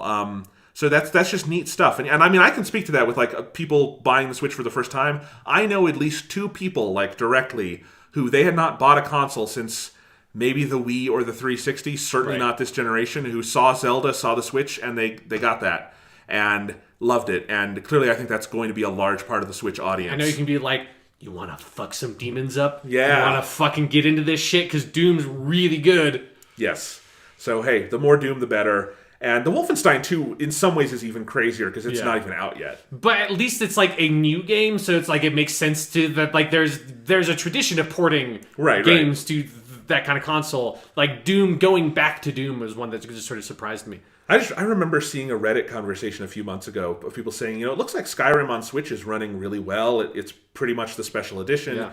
It looks nice. And they were asking, like, do you think Elder Scrolls 6 will launch on that whenever that comes down the pike? And a lot of people were like, that'll never happen. It'll be too new. It just, blah, blah, blah. And now I'm like, maybe not, but that could totally happen now. Like, I think what's more likely is that Elder Scrolls 6 is just going to miss this generation completely. Yes. And like the Switch will be an old console by the time it comes out, and that will be the reason it's not on the Switch. Yes, but if it were to come out, let's say in 2020, which isn't going to happen, but if it were. No, it's an interesting conversation to have. Then they had something about a puzzle game called Flip Wars. I don't remember. My only note was, So I had some reaction. Yes. But something, Flip Wars. Then this was really interesting. They're going to start... We're not getting Virtual Console on Switch, but we are getting the Arcade Archives. And they didn't actually do a great job communicating this, but this is really neat. These are the arcade versions of a lot of Nintendo classics, which are very different than... possible NES ports and stuff. Right, yeah, because arcade machines in the 8-bit days, as far as 8-bit for consoles, like the arcade versions of those games were much better. Yeah. Right, because that hardware is a lot more advanced. So we're getting the original arcade version of Mario Bros. Not Super, but Mario Bros. Yeah. Which actually, it's kind of interesting they're starting with that one because that's the closest to its NES counterpart, but we're doing that. Versus Super Mario Bros., which has never come out in any other form. Yeah. And it's basically like, it's Super Mario Bros., plus a lot of the stuff in that became what we know now as the Lost Levels, so it's a very different version of Mario Bros., of Super Mario Bros. We're getting versus Balloon Fight, versus Ice Climber, etc. The first one's coming out November 27th. That's Mario Bros. That's awesome. Yeah. That those are coming out from hiding, basically, for a long time. Yeah. It's kind of weird that, like, that's where they're going first, but it's cool that they're going there at all. Yes, that's my reaction exactly, because I would love to play... I actually just played Super Mario Bros., the original version, again, like for the second time this year, because I play that game every few months, and I would love to play versus Super Mario Bros., because that's sounds like a cool way to experience like a really familiar game. Right. Like, what was it like in the arcade? That's nuts. They also showed off the Zelda Champion amiibos. They've got those four champions from Breath of the Wild. Those are coming out November 10th. They give you special headgear based on the divine beasts in the games. That's cool. Although I did see the price later on because they were up for pre-order. The pack of all four of those is $65, which is ridiculous. And I kind of like amiibo once in a while, but those are never going to be applied to any other game because they're way too specific characters for Breath of the Wild. That's not like when you buy a Link one that's like, this will probably be used in another game at some point. It's fucking Link. It's like they're not going to fucking pull like Bird Dude from Breath of the Wild is not going to come up, I think, in another game. You know, he's not going to be added to Smash Bros? Probably not. I don't think, like, they have to go dig deep for Smash Brothers characters these days. I don't think they're going to have to dig that deep. No. All right, then they showed off some sports. We're getting NBA 2K18, WWE 2K18, FIFA 18, Pokken Tournament DX. That's how you know a console is healthy, is when you get all the sports titles. Yeah. Not Madden yet, but someday. All right, then we got a Square Enix RPG Spotlight. Sure, yeah. And this is, we'd heard about it before, Project Octopath Traveler. They're still sticking with that name so far. That better be the fucking title. God damn it. But this presentation now puts into perspective why it is called. I mean, the name makes perfect sense. Of course, it has to be called Octopath Traveler. Yes, this is from the team that did Bravely Default. And I could not be more excited. It looks like how I wrote it, and they call it HD 2D, but it looked like, the best way to describe it is like a 3D Super NES game. Like pixel art, not like Star Fox, but like take the pixel art of like Chrono Trigger or something and make it into like a 3D world, almost like Paper Mario in some way. Looked to me like it's like if you made a diorama of a 16-bit RPG. Yes, and it looks so good. Yeah. And like, I mean, visually looks good, but also gameplay-wise, oh my god, I need this game. You have 8 lands, 8 stories, branching paths. Basically, you pick a different protagonist, and they all have a story that I assume intersect. They showed off 2 characters, Ulbrich the Warrior and the dancer Primrose. and their different abilities. And then they announced a demo in the eShop today, releasing 2018 worldwide. I have the demo. There's been a lot else going on. I have only played about 10 minutes of it, so I don't have any thoughts on that yet, but I do look forward to diving into that demo a little bit. Y'all know how much I love Bravely Default. This looks really cool. I love that the Switch is already getting something like this. Yeah, my favorite part about it was that each of the different 8 heroes, and like I said, they only showed 2 of them, but each of them are going to have like a different ability you can use in the like field in the open world. And the like Knight dude he can basically just challenge random people to fucking duels, and then the lady Primrose, she can like seduce people to like join her, and so there was a shot that was just like a villager from a town was just like jumped into a battle and healed you, and I thought like that's really fucking cool. Like that's weird and crazy, but that's a really cool idea. I just want to like grab some random person from some random village and just drag him halfway around the world with me and throw him in front of a dragon and watch him burn. And, as someone who loved Bravely Default, although I was not really into the sequel, Bravely Second, this looks like the right way to follow up Bravely Default, which is, instead of just kind of doing a really good version of an old-fashioned JRPG, it's kind of like taking it to a different level and doing a different thing with it. This looks very creative and good and fun, and again, 2018 is going to be the year of the JRPG. Yeah. There's a lot of them. And I think, again, it speaks to the health of the Switch that we're getting one of these already, and that team has moved on from 3DS to Switch, but the 3DS is still clearly very well supported. There's good stuff going on. Headlines number 3 they had. Update to the game ARMS. Dragon Quest Builders is coming to Switch, spring 2018. I think that was a foregone conclusion because the sequel will be coming out on that, but that's neat. Maybe I'll finally play some of that game. Then they showed off Kirby for Nintendo Switch, which at E3 was just called Kirby. Right. It now has a title. It's Kirby Star Allies. So luckily they're not just releasing a game called Kirby to confuse us all. But it looks very co-op focused, team-up attacks, team copy abilities. I thought it looked like a lot of fun. Very much looks like Kirby's moment in the sun, like New Super Mario Bros. Has had, or the recent Yoshi games like Yoshi's Woolly World, where we're going to have a fun like couch co-op Kirby side-scroller. Looked very good. Yeah. So we have that. They showed off a bunch of indies, SteamWorld Dig 2, Golf Story, 9 Parchments, Battle Chef Brigade, Tiny Metal, Super Meat Boy Forever, etc. Lost Sphere, they reminded us about. That's the new game from the Tokyo RPG Factory coming in January. Looks great. Sonic Forces coming out November 7th. Resident Evil Revelations 1 and 2 are coming out this November, and LA Noire on November 14th got a little moment in the sun. That's so weird when you put it in with everything else. Yeah. Oh yeah, and the re-release of LA Noire. Like, fucking what?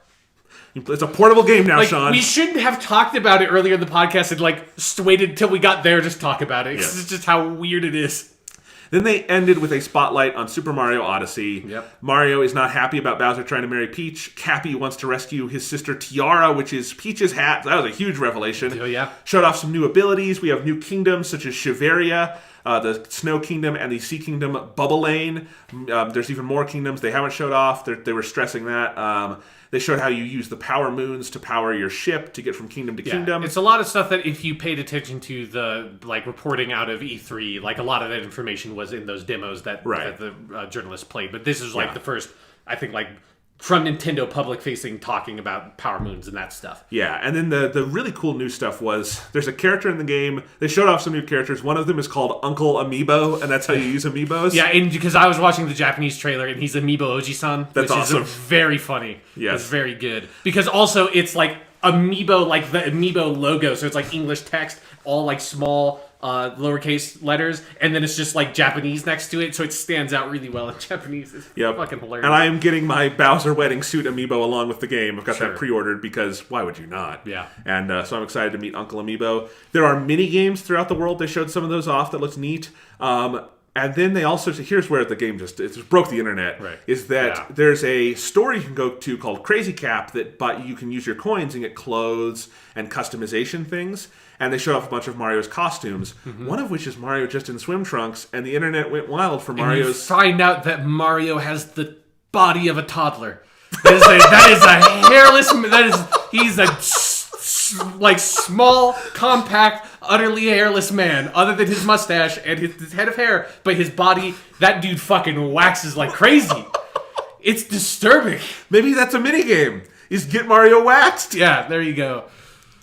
It set the internet on fire. It was very disturbing to see on Twitter when I was not able to watch the Nintendo Direct live, and I was just looked at Twitter, was like, what the fuck is happening? What did you do? Why is everyone talking about Mario's nipples? What happened? What did you do, Nintendo? What did you do? If you pulled those swim trunks down, I bet his penis would look like in Dragon Ball when they draw Goku's dick. It's just that little, like a little, whoop, little bump. Yeah, that's probably what we get. Yeah, it's disturbing. You're not supposed to see Mario that way. It's like his bodily proportions registered very differently to me when he doesn't have a shirt on. Like there's something weird that like it highlights just how squat he is to me in a way that's very unsettling. But what if they had gone in the other direction and he had like a full Italian, like, just chest like a of hair. Rug, just a rug on his chest, like really thick chest hair. Which to me, in my head, that is what Mario would look like if you took his shirt off. I mean, it makes sense that that's not what they did, but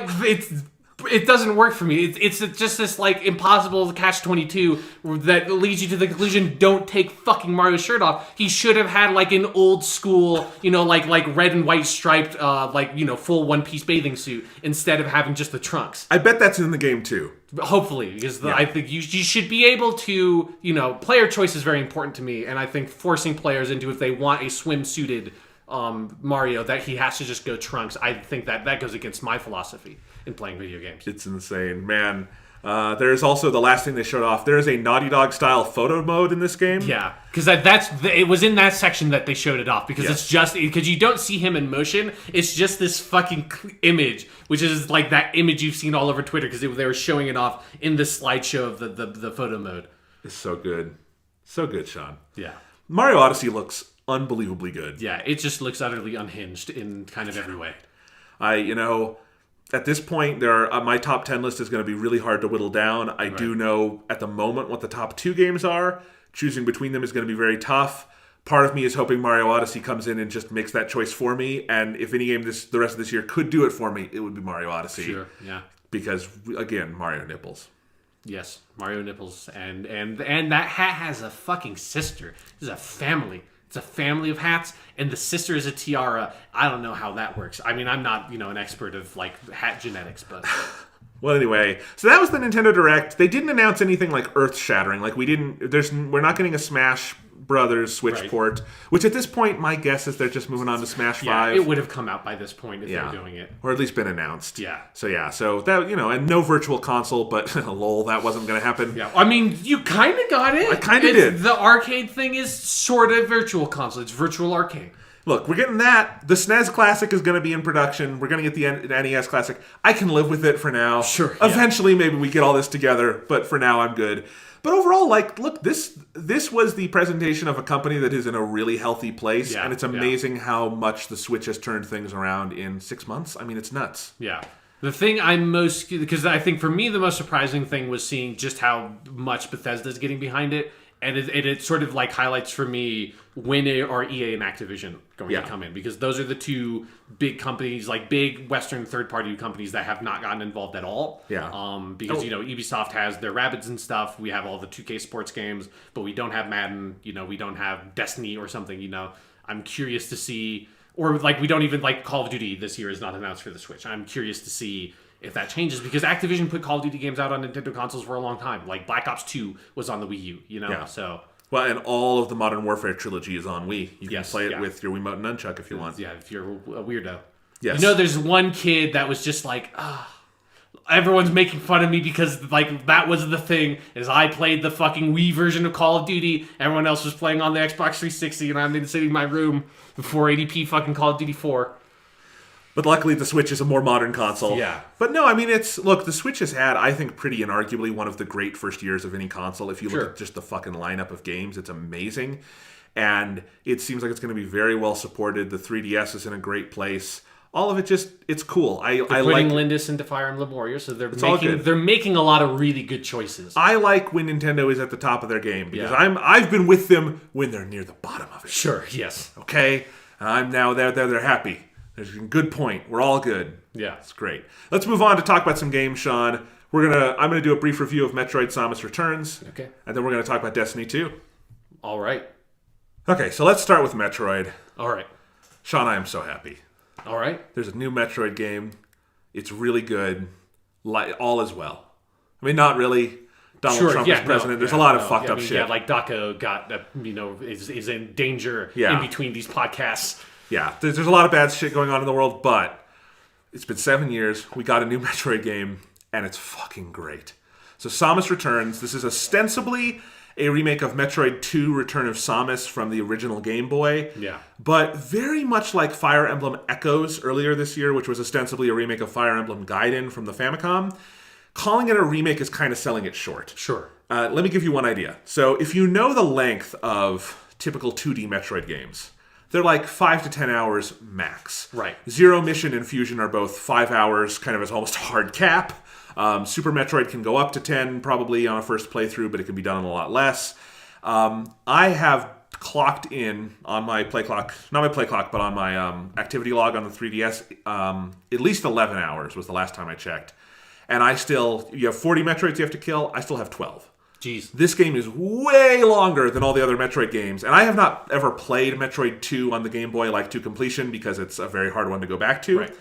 But I did look up, just out of curiosity, I looked at the How Long to Beat website, and that one is usually cited at around 5 hours. So this game is 3 times as big. So calling it a remake, just in your head, remake to me conjures maybe it's all new graphics, but it's the same geometry and stuff. Sure. And it's not at all. Even a lot of people have been comparing this to Metroid Zero Mission, which is an amazing game, and it was a remake for the Game Boy Advance of the original Metroid that added a lot of stuff and had a lot of cool surprises. But that game, if you look at it, especially in the early going, is pretty much you will recognize the general rooms, the general layout of original NES Metroid.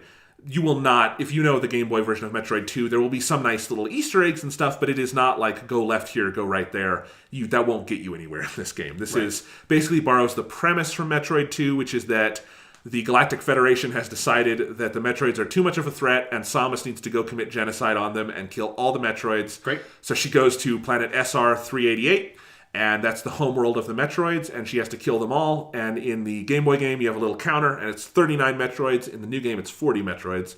And so I'm wondering what that change will amount to. Oh. But anyway, and you just have to basically, you will beat the game when you kill all those fucking Metroids. I mean, to be fair, 40...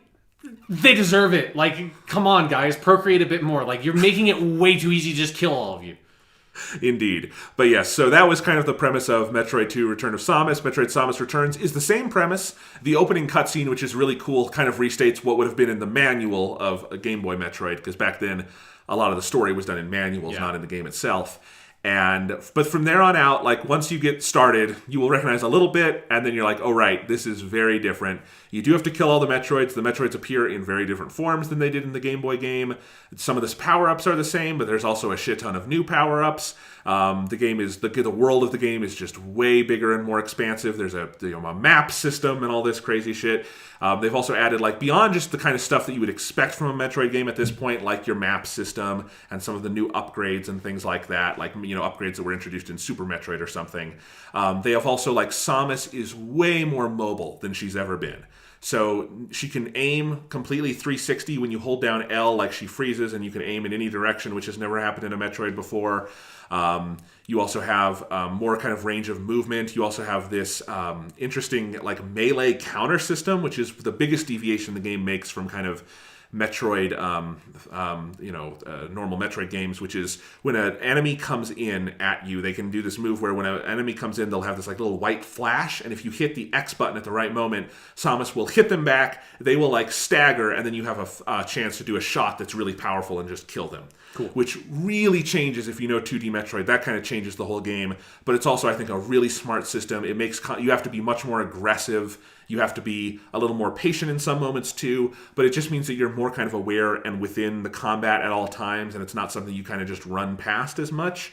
So all of that works really well. But also, just on top of the things they've added, the game just controls so well. When I say Samus feels more mobile than ever, there's none of the stiffness that you might, you certainly had in original Metroid 2, a little bit in Super Metroid here and there. When I got the grapple hook or something, for instance, the grapple, it's not the grapple hook is Zelda, the grapple gun, I guess, in Metroid, same kind of idea, right? Yeah. In Super Metroid, which I love, it is a little finicky if you can get it to work exactly. In this one, it is so smooth and works so perfectly. The one I was most surprised by is the space jump, which is the move in Metroid that allows you to just like basically fly. Right. You're doing a spin jump and you can just repeat it over and over again. In Super Metroid, it can actually be pretty hard to pull off because it's not just automatic the way you do it. You have to like hit the button at the exact right moment. In this game, the space jump has never been easier. And it has been hard in multiple Metroid games. They added it in Metroid Prime 2, and it's a bitch to pull off in that one. Because it has to go from first person to third person, right. And it's a whole weird thing. But yeah, so all of that, it plays super smoothly, and I love that about it. But it also they got something with this game. It's a Metroid game. And that was my first reaction, and I know that sounds obvious, like, yeah, it says Metroid on the box, right? Right. But what I mean, and this is the thing that, like, with Other M, a lot of people were turned off by, is that there's something about Metroid in the atmosphere, in the DNA of these games that is so special and is clearly so hard to pull off because there are way fewer Metroid games than most other major Nintendo series, you know? There's 4 mainline 2D games and the 3 Prime games. You know, and then Other M. Yeah, that's kind of it, unless you count like Metroid Prime Hunters, which most of us don't. No. Or Metroid Prime Pinball. Sure. Did you know that was a game? No. Yeah, it came with a rumble pack that you could put in the DS Game Boy Advance slot that would rumble on the pinball hits. Good God. I did not own it. Samus, the hit N64 Metroid game. Yes, when Samus was out in the wilderness a little bit. No, but this Metroid game Snap. I knew we were in good hands with Samus Returns about 10 minutes into the game because everything is so on point. It just feels like a Metroid game. Samus looks right and she moves right, and once you start getting upgrades, they're all the things you would want. The game looks so gorgeous, and it's got just that specific Metroid atmosphere, which is that you're alone, and the world is kind of decayed and strange, but it's also got varied locations. The music is very atmospheric, but also at sometimes very catchy. There's just a tone and a feeling when you're playing Metroid that is unlike anything else, even though Metroid has a lot of similarities to like The Legend of Zelda, I think, in terms of going around and getting items. Right. Like I was talking about with the grapple hook, there's a lot of items like shared between Zelda and Metroid. But in Samus Returns, all of it feels so good. And then you get into actually playing the game. And it's a little unlike other 2D Metroid games in that, you're not going for like a series of different kind of objectives. The objective is you have to kill all the Metroids. And in each area of the map, because the map winds up being split into kind of a series of discrete zones, which is something Super Metroid does too. They're a little more bordered off in this game than they were in that one. But basically in each zone, there's a certain number of Metroids you have to kill before you can do this thing with a Chozo ruin, and then it'll allow you to move on to the next area. And as you're going through each area, of course, you will recognize an area where, like, I'm going to need the screw attack for that later, right. And I still don't have the screw attack, but I know it's there. Because if it wasn't, what the fuck are they doing, right? Yeah. But anyway, as you're playing through, they've designed these levels in such ingenious ways. It feels so good to just traverse around the map, and that classic kind of, you have to be kind of a space detective and figure out, all right, I can't get through here now, but I'm going to need this, so I'm going to go this way first. And it's kind of hilarious to ever think that Metroid games didn't have a map system, because it is so essential to the games now, because you're always using your map and referring to it of like, where have I been? Where haven't I been? What was locked off for me? Where can I go next? And I really like something they add in this game where there's these new 4 abilities Samus gets that they're not like equipment. They're on the D-pad and you select them. And they're called Aeon abilities. And there's a new Aeon meter that allows you to use them. And one of the Aeon, they're all cool. I like how all of them work. There's some really creative ones. But the first Aeon ability you get, like right off the bat, is called the Scan Pulse. And you activate that, and it basically fills out 8 by 8 squares of your map around you, and will also show you like where maybe there's some breakable objects.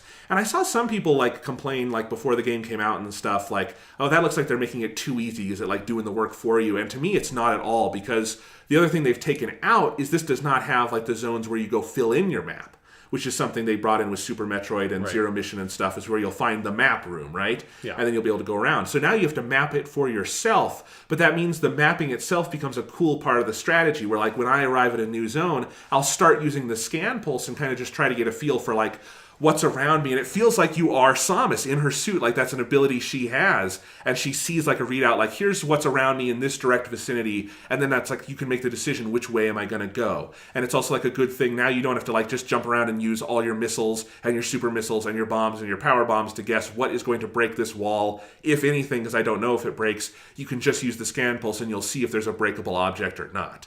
So there's a lot of really smart stuff like that, and it just makes the basic process of going around and playing the game so fun. One of the best things it does, frankly, is it just completely eschews story. It does not try to shoehorn in a really complex Metroid story. It does the basic setup at the beginning, and then you are alone, and there's no dialogue, and the cutscenes are just these little visual things you'll get once in a while, but otherwise you're going and you're hunting the Metroids, and the Metroid fights themselves, I think, are a lot of fun. They are a little repetitive in that there's 40, and obviously they did not design 40 unique boss fights for all the Metroids, but there are different styles of Metroids, and they get harder as you go further and further down the planet. And in general, I find those boss fights very fun, very challenging. This game is really hard. It gives you so many tools and so many ways to play the game and overcome different circumstances that part of how they, I think, make up for that is to just make the game a little harder than other Metroid games. But I like that. It does feel very rewarding if you know this series to try to master all these new skills and put everything together, and it becomes a very hard game to the point where I'm really interested to see what the hard mode is when I've beat the game, because it's already pretty tough as it is. But it's great. It's so much fun, every bit of it, and I don't think it's as revelatory a Metroid game as obviously Super Metroid, which invented a whole genre, or Metroid Zero Mission, which really felt like a surprise in terms of how it reconfigures Metroid 1. But this is just a super solid, very good Metroid game that has some really good ideas for how to redo things. It's mostly kind of a back-to-basics one. Of all the 2D Metroid games, this one feels the most to me like Super Metroid, I think I would say, in terms of pace and length and kind of how you move through the world. But it's also, I think, a very good one for first-time Metroid players because it's, obviously very modern. It's got checkpoints, and it doesn't make you go back a long ways when you die and things like that. So it's great. And the last thing to talk about is the visuals in this game are some of the best you'll see in any game this year, even if it is on the 3DS, and actually because it's on the 3DS, because the developers, Mercury Steam, have made such amazing use of the 3D. Not in a way that changes how you play the game, but just how you look at it and may add it to that Metroid atmosphere. Because what they've done is that it's a 2D game, but it has these really deep, varied, rich backgrounds where behind Samus will be a cavern stretching way back, and in the distance there will be a bunch of stalactites, and there will be a river of lava, and there might even sometimes be a monster flying around back there. And it's not something you're going to face. It's just there's stuff going on all the way behind you, and if you have the 3D on, which you absolutely should, the game it extends to such a depth it looks like you could just walk into the screen and walk for a mile before you reach the back of what they've animated. It's insane. It's impossible to describe perfectly unless you've played the game with the 3D on. It's not the kind of really deep 3D that gives eye strain either. It's just really visually interesting, and it adds so much to the game where this world feels so alive out there behind Samus. I've never seen anything like it, and I generally think the 3D on the 3DS is used in pretty good, interesting ways, but this is a really visually fascinating one where when I've turned off the 3D and looked at it, it just feels like a different game to some degree because you don't get that sense of background depth. They have done some really cool, smart things with this. Cool. Yeah, so if you have a 3DS, you should be playing Metroid Samus Returns. If you are not playing it with the 3D on, you should be. If you own a 2DS, still play it, still good, but you might cross your eyes a little bit. You might kind of see it. Yeah, it's like a magic eye image. Yeah. No, but there's a new Metroid game, Sean, and it's so good. And we're going to talk about Destiny 2 in a bit, and Destiny 2 is fantastic, and I've really enjoyed it. It's no match for Metroid. It's like getting a hit of something. It's so good. Metroid Samus Returns. I get it mixed up. Nintendo gets it mixed up because I got the amiibo figures that came with this game. You had to buy them separately, obviously. Right. But on the back of the box of the amiibos, it says, use these in Metroid Return of Samus. And it's I understand how you made the mistake, but that's not the name of your game. Yes, let me go get my Game Boy. Yes, no. And I should say, the amiibo that came with this, if you can get their hands on them, one is Samus in the pose she has on the box, which is the pose from Metroid 2, and it's an awesome amiibo. But the other one is a Metroid that has broken out of its containment shell, and so it's the containment shell, and it's this jagged, broken glass. It's plastic. They didn't really put jagged, broken glass in there. Damn it. Yeah, but then the actual Metroid is really big. It's actually squishy. looking like the shell where like it's got its gelatinous like jellyfish kind of thing you can squeeze. It's really cool, and I have all 4 of the Metroid amiibo because I had picked up the other 2 at some point over the years, and all of them do cool little add-ons in the game that like are central enough. They gave you basically a reserve tank for Aeon missiles and energy, and it's central enough to how I play the game that it feels a little skeevy to me, as amiibo always do. But I don't know. I own them already, so fuck it. Sure, yeah. That's an attitude to have. But Metroid Returns or Samus Returns, I cannot wait to go home and play more of it. It's a great game. Cool. Yeah. Want to talk about another great game, Jonathan? Maybe. Let's talk about Destiny 2. Do you think Destiny 2 is great? Yeah, I love it. I think it's a fantastic game. All right. I have not talked to you about it at all, and my voice hurts. So talk about Destiny 2, Sean. All right, Destiny 2. So the only way to talk about Destiny 2, I think, is to first talk about Destiny 1, right? And if you want to read a lot about the development of Destiny 1, there's a really great article already on Kotaku, but then also Jason Schreier goes really in-depth in Blood, Sweat, and Pixels. And so Destiny 1, huge game when it came out, and like a hugely successful game. I think like people don't often appreciate just how well Destiny sells, because I think the story of Destiny gets in the way of like these games. Like Destiny 1 and Destiny 2 both have sold extremely well. But Destiny 1 was, the successor to Bungie's, legacy with Halo, and was at the time and still is an incredibly unique game in this blend of sort of like Diablo kind of loot stuff, MMO-esque, like a shared world, co-op kind of stuff, and then, like the Bungie style first-person shooter with RPG kind of like level and ability mechanics thrown on top of it. Really unique game. Everyone was super excited. Destiny 1 came out, and it was a weird game with weird problems, and just had a lot of holes in places that then when you learn the story of the game's development, it was basically they had sort of made a lot of the game and had all the combat stuff and a lot of the races are basically, the enemies are basically done, and there's like a lot of the basic ideas for the loot, and that stuff is in place, but then a lot of the larger structural elements of the game, including the story, were heavily overhauled very late into development, to the point where the story was completely thrown out and redone and like restitched together with what they had already made, and it ended up coming out as like this weird patchwork game that had this brilliant core inside of it that was like, some of the most satisfying first-person shooter gameplay there had ever been. All these really unique, interesting ideas of how to structure a kind of new kind of game that we had never seen before. And then also just really great visuals, great music, an incredible just sense of art to it, and a really interesting lore around the edges that you never dug into.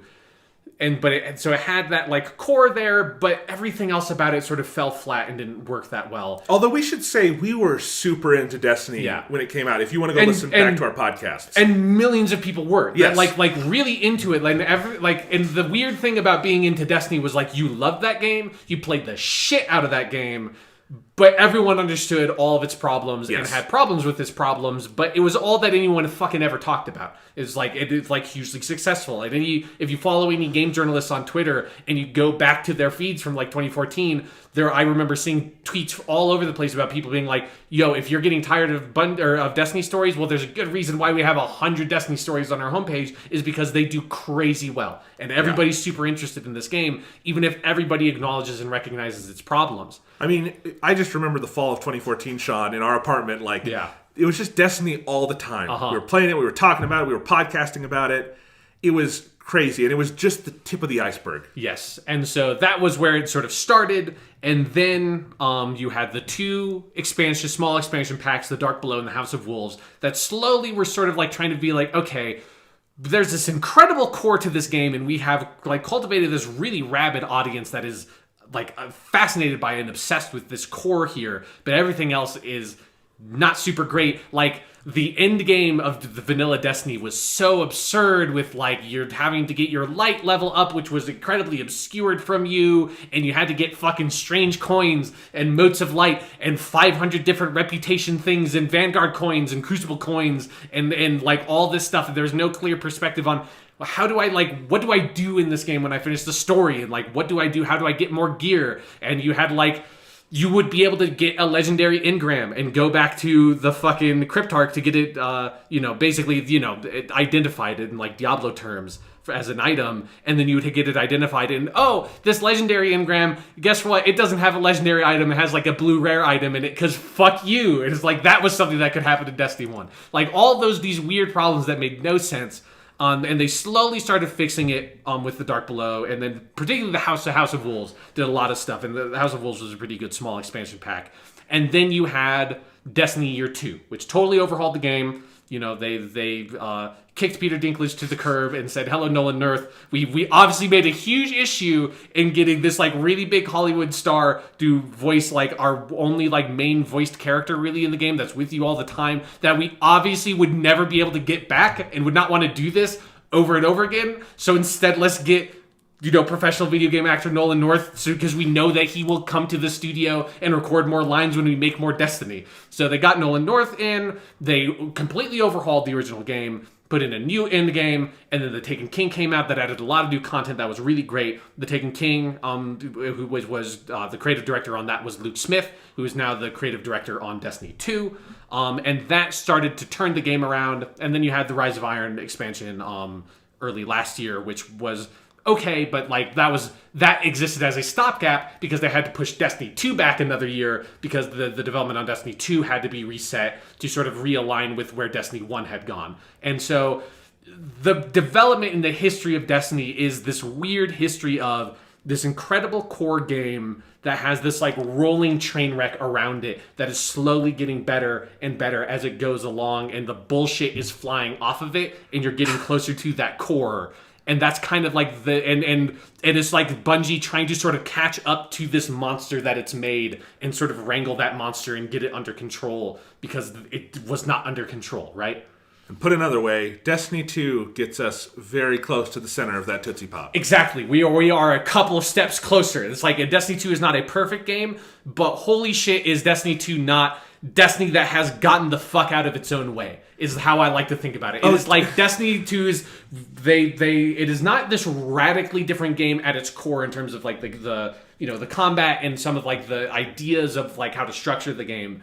But Destiny 2 just feels like they have taken a look at every single piece of Destiny 1 and looked at it and said like, how do we make something that like feels like Destiny 1 but just has all of this bullshit cut out and feels like Destiny, like they made Destiny 1 on purpose is what Destiny 2 is. Yes. Instead of like they made Destiny 1 on accident, which is what Destiny 1 was. And that's what I was saying earlier, which is that Destiny 1 was made by a bunch of people who had no clear vision for what the game needed to be. Or they had a bunch of particulate visions but no overall vision. Destiny 2 feels like it was clear-eyed. Again, not perfect, no game is, but I don't know if I can think of another analog for the improvement between Destiny 1 and Destiny 2. And you realize it about an hour into Destiny 2, because what they start doing almost right off the bat, just if you compare the campaign of Destiny 2 to vanilla Destiny 1, like, it is ludicrous how much better this game is, and just in all avenues, how much better a job it does at letting you have fun with the game. I cannot think of a good analog. Destiny 2 is a really unique case to me, because I went into this expecting, better Destiny 1. I think it's more than that. Yeah. I think it's its own thing, and I think it's really, really good at what it does. Like, for me, there's almost something about Destiny 2 where, like, the nature of what it's done is it just feels like it in so many ways is what Destiny has always, like, seen itself as and wanted to be. That, like, in my mind, Destiny 2 isn't a different game. It's just Destiny, and this is just what Destiny is now. No, right? I totally understand, like, It's that weird thing of where there are a lot of reasons why it needs to be a Destiny 2 and has to, like, be this fresh new base to which to build from now, which is one of the best things about Destiny 2 is you can see how it serves as this really nice rock-solid base to build from instead of the unsolid, like the unstable base that Destiny 1 was. But it is like, it so captures and is that core of what Destiny was and is, that it's just like, it's just Destiny. Like, Destiny 2 is the story campaign, but like, the game is still just Destiny to me. No, totally. Just move on to this new platform. Yeah, it's like when my brother and we decide to play some Destiny 2, I just say, do you want to play some Destiny? Exactly. Or what I really think the game should have been called, Destiny. No. Which is really what I wanted it, but that's not what they called it. Like Nintendo fucked up with Splatoon 2 not being Splatoon, because that is exactly the tone of that game. I don't think you could get away with Destiny 2 being Destiny. It's just, I've done the rant before. No one is doing this. We didn't get Gears of 4. We're not getting God of 4. We didn't get Splatoon. We're not getting it. We didn't get Transformers. It's pissing me off. Someone needs to right this ship. Yeah. Or else our culture will not survive. I've got bad news for you, Jonathan. Our culture is not going to survive. Okay. But we've got a lot of Destiny 2 to play in the meantime. Well, yes, we do. Yeah. I mean, where do you want to start now, talking about the game? Let's start with, like, the main campaign, because I think that is... here's one of the most interesting things about the campaign. We'll talk about how good it is in a second. Here's how you know how much they've improved it, is that Destiny 2 makes a really interesting structural choice in that while you're playing the campaign, they mostly block you off from everything else. Yeah, you don't get to go do strikes, you don't get to go do patrols, you don't get your, like, Sparrow bike until you get to the end of the campaign. Yeah, you can do some Crucible if you want, although it feels like diegetically you shouldn't be able to in some sense. But yeah, they really block off most of the things, and that is one of the biggest differences, because Destiny 1... to put it mildly, was not a propulsive experience through the main campaign. Yeah. Like, I often would take a break to go play Strikes or go play Crucible or something. Destiny 2 wants you to focus on that campaign, and they open up at each, like, kind of juncture in the campaign a number of activities for you to do, and you can do them in any order. But it does feel like they want you to do all of it, and they're never going to overwhelm you. They don't give you, like, 17 adventures. They give you 3 or 4. And they want you to, like, live with it and do all of it and get to the end, and then the game will open up. On one level, that means the end game is much richer than it was in vanilla Destiny. But it also means that they are saying, we are confident enough in this campaign that it can stand on its own, and they should be, because this is a great Bungie first-person shooter campaign. Yeah.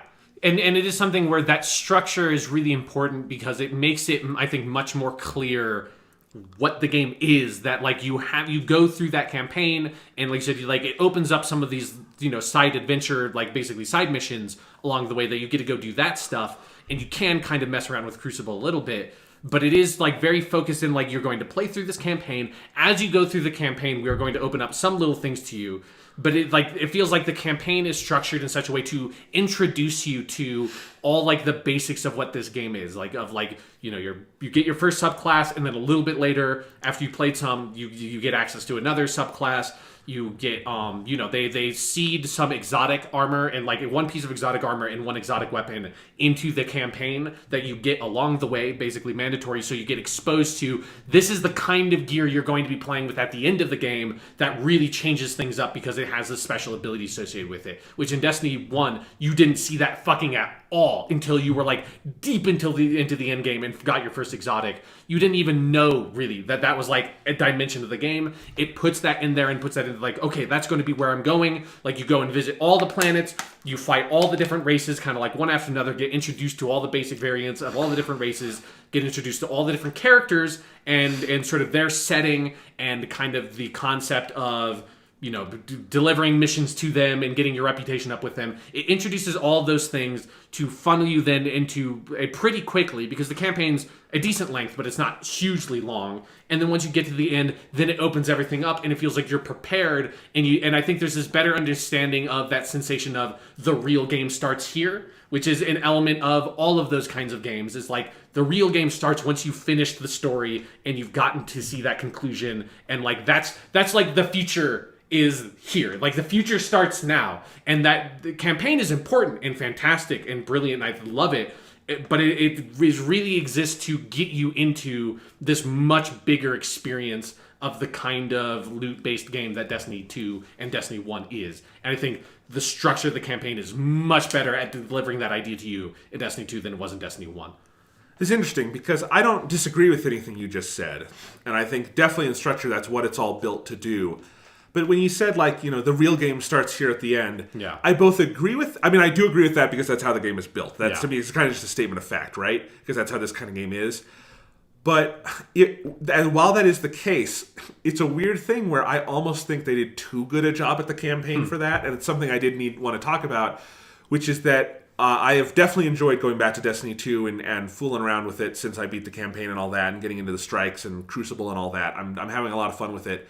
The campaign is so good, I have felt the pull that at a lot of points I would rather just go start another character and play through it again, because I think it has such beautiful visuals. It takes you through all these amazing worlds. It has such amazing music. I think the specific level design is all so smart and so good.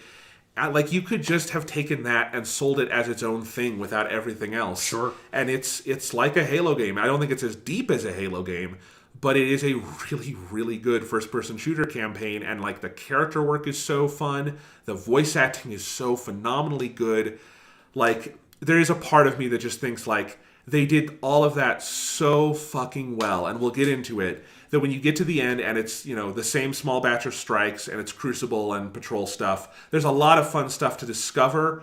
I do miss at some points the structure that campaign gave and how much Bungie felt like they were flourishing in that environment. Sure. I mean, but also obviously, like, you can only make so much of that stuff. Absolutely. So it's like eventually you're going to run out no matter what you do. Absolutely. And look, if we learned anything from vanilla Destiny back in the day, the lesson with Destiny is once you get tired of it, just stop playing it for a while. Exactly, yeah. And I might be at that point for a little bit, but I will come back to it. It'll always be there for you. Yeah. And one thing they do nicely is they never overwhelm you with stuff so that you feel like it's a job or something. But I do feel like I missed it a little bit when I got to the end, and that is ultimately, I think, a compliment. Right. I think, like, is that because I think they just did it so well. And, you know, my favorite thing to do in Destiny 1 was never in vanilla Destiny to go back and play the campaign missions again. Yeah. And if anything, I do wish they had maybe a more robust structure for replaying those things in the end game, and we'll talk about that later. They have something with Ikora, but it's not exactly the same as what they had before in Destiny 1. But yeah, so you want to talk about that campaign? Yeah, let's talk about the campaign. Because we talked about how it started with the beta.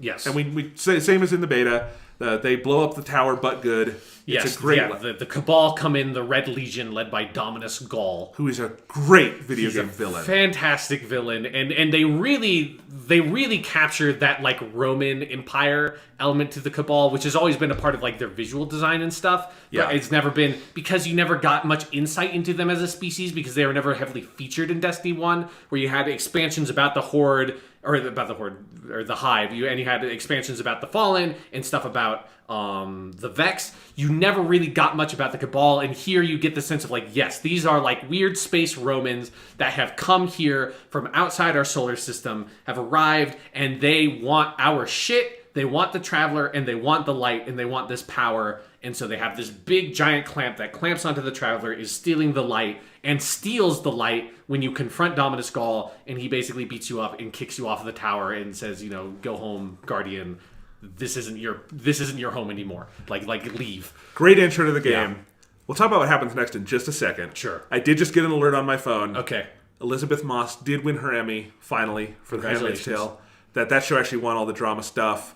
Julia Louis-Dreyfus won her 6th consecutive Emmy for Veep, which is a record, which I think is awesome because Julia Louis-Dreyfus is cool. So if you wanted me to give my hot take on that, that's good. I actually have not seen The Handmaid's Tale yet, but I need to. It seems like kind of a sad show. So I want to be in that book. Yeah. I want to be in the headspace for it. But I am glad Elizabeth Moss finally has her fucking Emmy, and that they seem to have given it to a good show. That's nice. Also, I think that's the first streaming show to win Best Drama. That's a Hulu show. Oh yeah, it is. Yeah. So that's kind of a big moment. And you'd be happy. Black Mirror won a ton of shit. Cool. So yeah, I have not gone and watched the season 3 Black Mirror because I haven't found the time to. But I know you like that show. Yes. Yeah. Anyway, that was really good. What I was going to say about Dominus Gall is that so he kicks you off and you fall to Earth.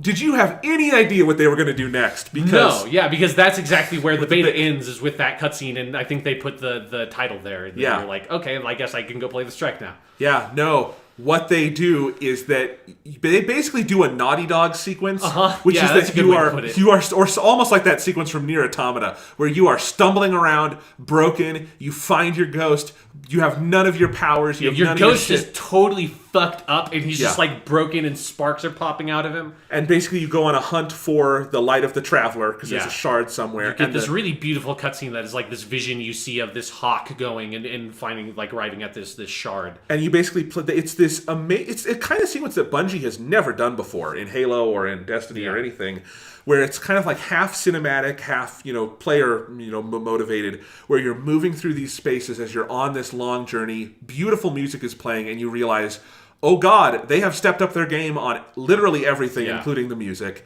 And you just move through this until you get to the Light of the Traveler, and I didn't realize Destiny could make me emotional. I could have fun with it, I could occasionally laugh at it, but I didn't realize it could make me sort of feel things, and that sequence made me feel things because it's visually beautiful, it's orally beautiful, it has some actual like weight behind what's going on, and that sets the tone for the entire game. There's not another sequence like that, but the story does have weight. It has really good characters that you care about, and most importantly, it has stakes that feel very real, even if you know in the back of your head it's going to end with us, beating the bad guy. Right. It never feels that inevitable, And from that point on, that is one of those great video game moments that to me defines how Destiny 2 changed all of its own rules in a weird way. Yeah, and it's something where they did so much right narratively with this game. And I'm not going to sit here and tell you it's the best story in video games ever, but especially when you compare it to fucking Destiny 1, which Destiny 1 at launch didn't have a story, basically.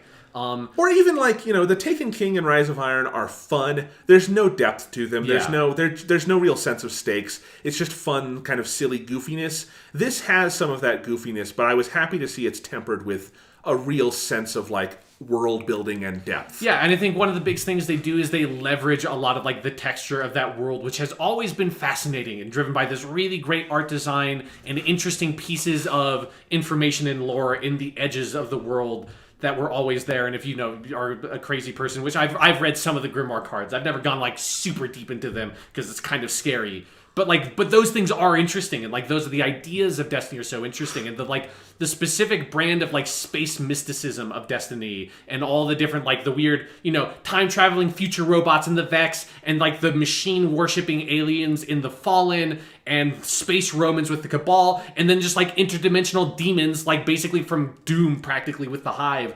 All these different mismatched weird sci-fi concepts and sci-fi races all thrown together with this very spiritual core around the Traveler, which is this mysterious alien artifact or entity or something that has arrived at Earth and delivered to Earth this golden age of history. But then following it was the darkness, which then drove humanity to the point of extinction and to the point where we're at the last city of Earth.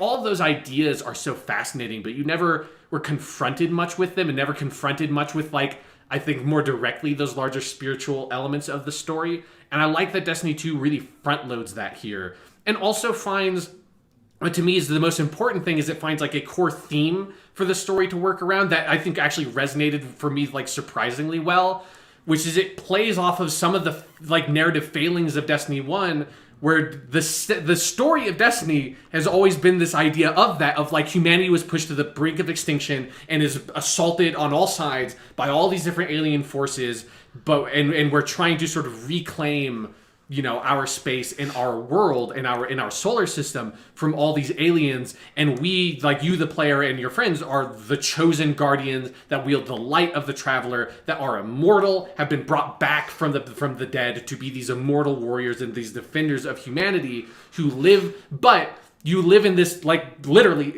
in this ivory tower that overlooks the last city on Earth, and never do you talk to normal people. Never do you go into the last city. You sit up here and look over this stuff, but you're so distant from it. And that side of the premise was always foreign to you. And there's always been this element of Destiny of the Guardians are sort of this hoity-toity upper class that is so removed from the actual concerns and problems of the people that they claim to defend. It's very analogous to me of the prequel Jedi stuff from Star Wars, of that that at some point you are too distant, too removed, too monk-like to actually understand what you're dealing with, which to me that was always just a narrative oversight of Destiny 1, was that you have this core premise that you never actually tackle and directly engage with.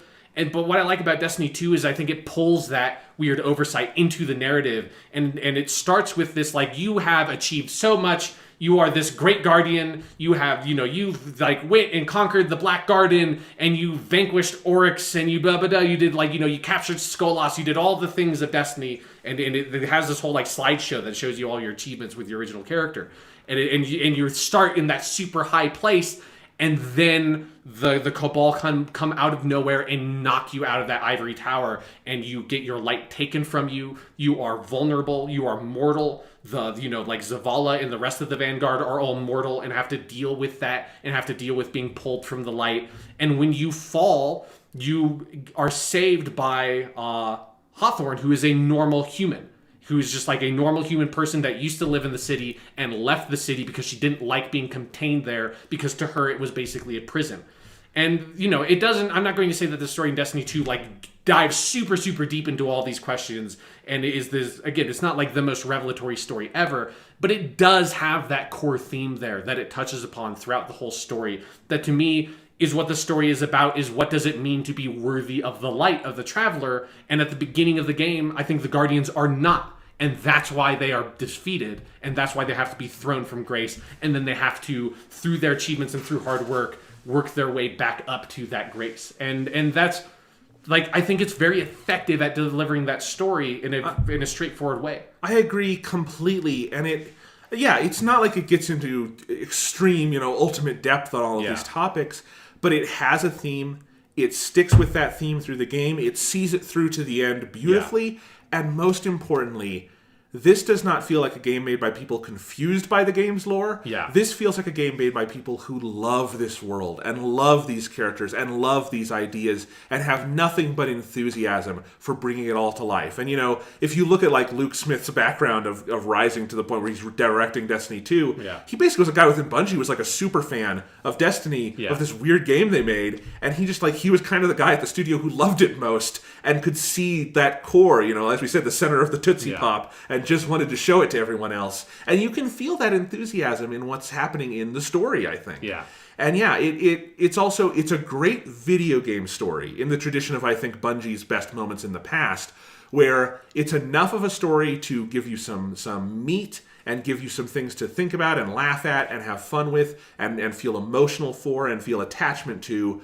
But it also drives a video game, in that everything you do brings you to another planet, and you always have good reason for going to a new planet or finding a new ability or having to, do this challenge here or whatever. It feels like everything you do is it's this constant feedback loop where everything that happens in the story feeds the gameplay, and everything you do in the gameplay feeds back to the story, and that's the golden ticket for all of this. Yeah. And it just makes it all feel so, as I said, propulsive. I couldn't put this game down. Yeah. So yeah.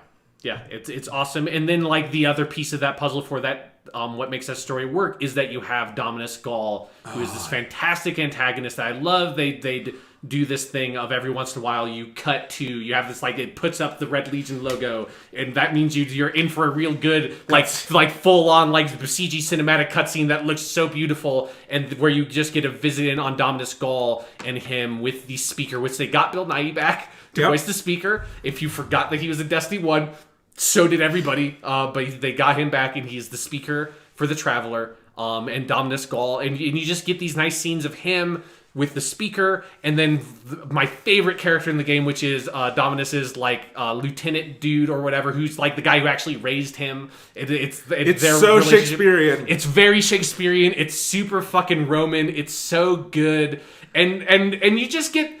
One of my favorite moments in the whole game is that first cutscene after you're the first time you sort of visit Dominus Gall in one of those cutscenes, and you meet this other this older Cabal guy, this general who has sort of Gall is the leader, but Gall was sort of propped up and brought up by this other guy who has sort of put Gall into the position he's in.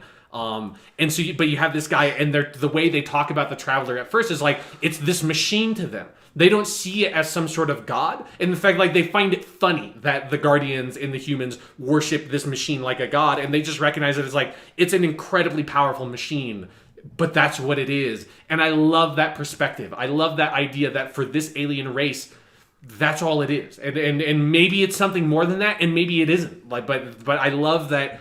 Again, you get this very Roman thing of that they conquer, because also Dominus Gall's story is that you conquer this race and you conquer this area. But the thing that always happened with the Romans is that they would conquer a place and they would install governors there, and they'd be we're going to go back to Rome, and you governors, you make sure that you just get basically all the good shit from these people here, from the Celts or whatever in England. It wasn't England yet, but we'll call it England, and send it back to us. like that's what we want. And the Romans like to have a certain amount of distance, or like tried to put up a certain amount of distance between their culture and the cultures that they overtook. But there was always this weird fascination of taking gods and taking figures and adopting things, like the Roman pantheon is just the Greek pantheon. And they would do that with Egyptian gods. They did that with like Celtic mythic figures. They did that with all these different things and sort of like incorporating that into their own culture in weird ways. And that to me like rings really true with the Dominus Gaul character, that he becomes really obsessed with and fascinated by the Traveler and wants to earn the light from the Traveler instead of just taking it for himself, because I think he's pulled in by this drama and by this spiritual perspective that he's so attracted to. It also has like a very Heart of Darkness component to it as well, which there's good reasons for that as well. But I think there's a lot of, again, it's not the richest character ever drawn in the world, but like specifically for Destiny, and I think even for most video games, villains are typically not very well constructed characters, and Dominus Gaul is like a villain that has actual depth that I'm really interested in, and every time they cut to him, I was really excited to see like, where has this guy gone? Because his character arc is so interesting to me. I want the Dominus Gaul DLC. Yes. I want to play as Dominus Gaul rising up in the Cabal ranks in like some fucking galaxy, super far away from us. It'd be great. No, it's so funny because you're talking about all this lore, like the Traveler and the light, and that humanity was brought up by the Traveler, and then there was the darkness and all that. Sean, for the majority of Destiny 1's 3-year lifespan, I could not have told you any of that. I could not tell you what the Traveler was. I could not tell you what it did. Yeah, it's very helpful that they remind you of all of it at the beginning of Destiny 2, isn't it? It is. But here's the thing. And I know all of it now, but I didn't before. Here's one of the best examples of that. Whenever there's a part in the campaign of Destiny or a strike or something where when you die, you'll go back to a checkpoint, it's called a darkness zone. In Destiny 1, from the day I started to September 6th when Destiny 2 came out, I could not tell you what Darkness Zone meant. I just thought it was a cool term they picked. In Destiny 2, 20 minutes in, I realized what that meant because they go into it. It's a Darkness Zone because the light of the Traveler is what resurrects you. That's an actual diegetic thing in the game. Yes. And when you don't have the light, you can't be resurrected. That's why it's a Darkness Zone. And I remember going like, oh! Yeah, like you had totally forgotten or not realized that the whole respawn mechanic of Destiny is actually a diegetic part of the lore of that game. Had no idea, and it's hilarious that not only do they bring all that stuff in, they leverage it to tell a story, the lack of light and the presence of darkness and all these things, and you being worthy of the light, or Dominus trying to be worthy of the light. These are all ideas that not only feel like something I could repeat to someone else when I'm done with the campaign, but feel like they meant something for the story. And that's what really matters, right? Yeah. And all of that is just fascinating. And to transition into the next thing I wanted to talk about, which is the characters. Yeah. In Vanilla Destiny, I could not have told you the names Ikora, Cade, or Zavala. Right. I could not have told them to you. I just couldn't, because they were Nathan Fillion, the girl from Firefly, and Lance Reddick. Lance Reddick, who I was going to call Lieutenant Daniels from The Wire. And those are the guys, and I go talk to the robot dude because I'm a hunter or something. Right, you know, that's all it was, and all they did was stand there and make some pithy comments. And they experimented with turning them into more of characters in the expansions, but here they're like the heart and soul of this fucking game. Yeah. They are brilliant characters, and what's most amazing to me is that those actors, Nathan Fillion, Lance Reddick, and Gina Torres, they all come ready to play. They are not phoning this in. Right, and they were like the original actors for those characters from Destiny 1. Yeah, and it just turned out that all of them are into doing this, which is awesome. I mean, Nathan Fillion, you give him some good writing, he'll do anything for you. Also, Lance Reddick is obsessed with Destiny. He actually plays the games, which I love that detail so much. Because I just, knowing his other film roles, I wouldn't imagine him as that. But of course, he is not the characters he plays. He's a person. And I feel like you can so feel that in his performance of Zavala, how much he loves being in this game. That's what I was going to say, is that I think the best performance in this game is Lance Reddick, because he's doing this with every bit as much seriousness as he did The Wire or something. And it's hilarious if you know some of his other roles that he is taking, because he is an actor with such weight to his words, and he has such a great voice and all that. And he brings all of that to Zavala, and he is not phoning it in an inch. He is giving it 110%. And he has some lines in this game that are just fucking great. And on the other side, Nathan Fillion is very funny, very good. He is giving it 100%. Yeah. Gina Torres, who is always awesome and underused in things. We don't get enough Gina Torres in the world, and she is awesome in this. And my only wish is that now we get a role in Destiny somewhere from Gina Torres' husband, Lawrence Fishburne. Yes! So they can be together again, and I want Lawrence Fishburne in Destiny. Fucking yes, that would be awesome. He can be the new speaker. Sure, yeah, we need one. Yeah. It would be nice, yeah. I know Lawrence Fishburne and Gina Torres enjoy acting together. They were on Hannibal. Yes, they were. It's yeah. good stuff. So, yeah, but no, they're all great. And then there's a bunch... Wait, oh, fuck, Mads Mikkelsen should be the next villain in Destiny, the next expansion pack. Fucking get him to voice some, fallen lieutenant or something. Please, that would be amazing. And he just gives long philosophical speeches. Yes, I want, this, fallen, King of Kells or whatever that, rise up and sort of, try to unite the fallen. That's very philosophical. God, it would be so good. It'd be great. No, but what we do have is wonderful. All of those actors are great. I've been a Titan in Destiny 2, and I love being a Titan because Zavala is the fucking best. Yeah. But, you have those characters, but you also have... It's easy to overlook Nolan North as Ghost, and you shouldn't because he's amazing in this game. Yeah, he does a lot to anchor the story because they one thing I think probably everyone has forgotten about Destiny 1 is that for the campaign of Destiny 1, your character has a voice. They talk. They have there's 6 or 7 lines in the whole game, but your character does speak in Destiny 1, but they in the expansions and in Destiny 2, that is not the case. Right. So Ghost speaks for you, in so many ways, and is with you the whole game, and in cutscenes, they actually make a couple of jokes about it at certain points of where characters are clearly talking to you, and then Ghost has to answer for you, which I like when that happens. But yeah, I think you're right. It is an easy role to overlook because it's not the most flashy character, but it's a really good, solid character. And, I think they got better at writing Ghost in Taken King and Rise of Iron and all that. But I think here they know what they want that character to be, and Nolan North is another actor.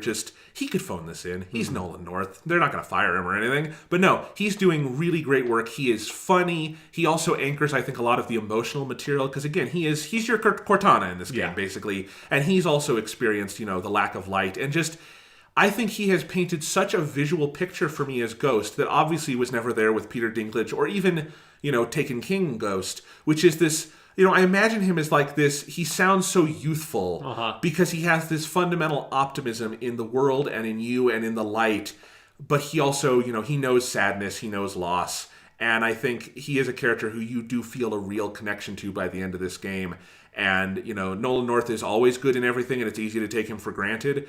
But I think what he has given to Destiny is immeasurable. Yeah. Because it is, it's a real testament to that character in, what they have, how they have brought that character up and made you really care about him. That at the beginning of Destiny 2, when he gets all smushed and you pull him out in your palm and he's just kind of floating there a little bit lower and there's sparks coming out and he's just kind of crushed a little bit. You're like, oh, it broke my heart. It's I can't, I need you to be fixed, Ghost, because I can't look at you this way. It's killing me.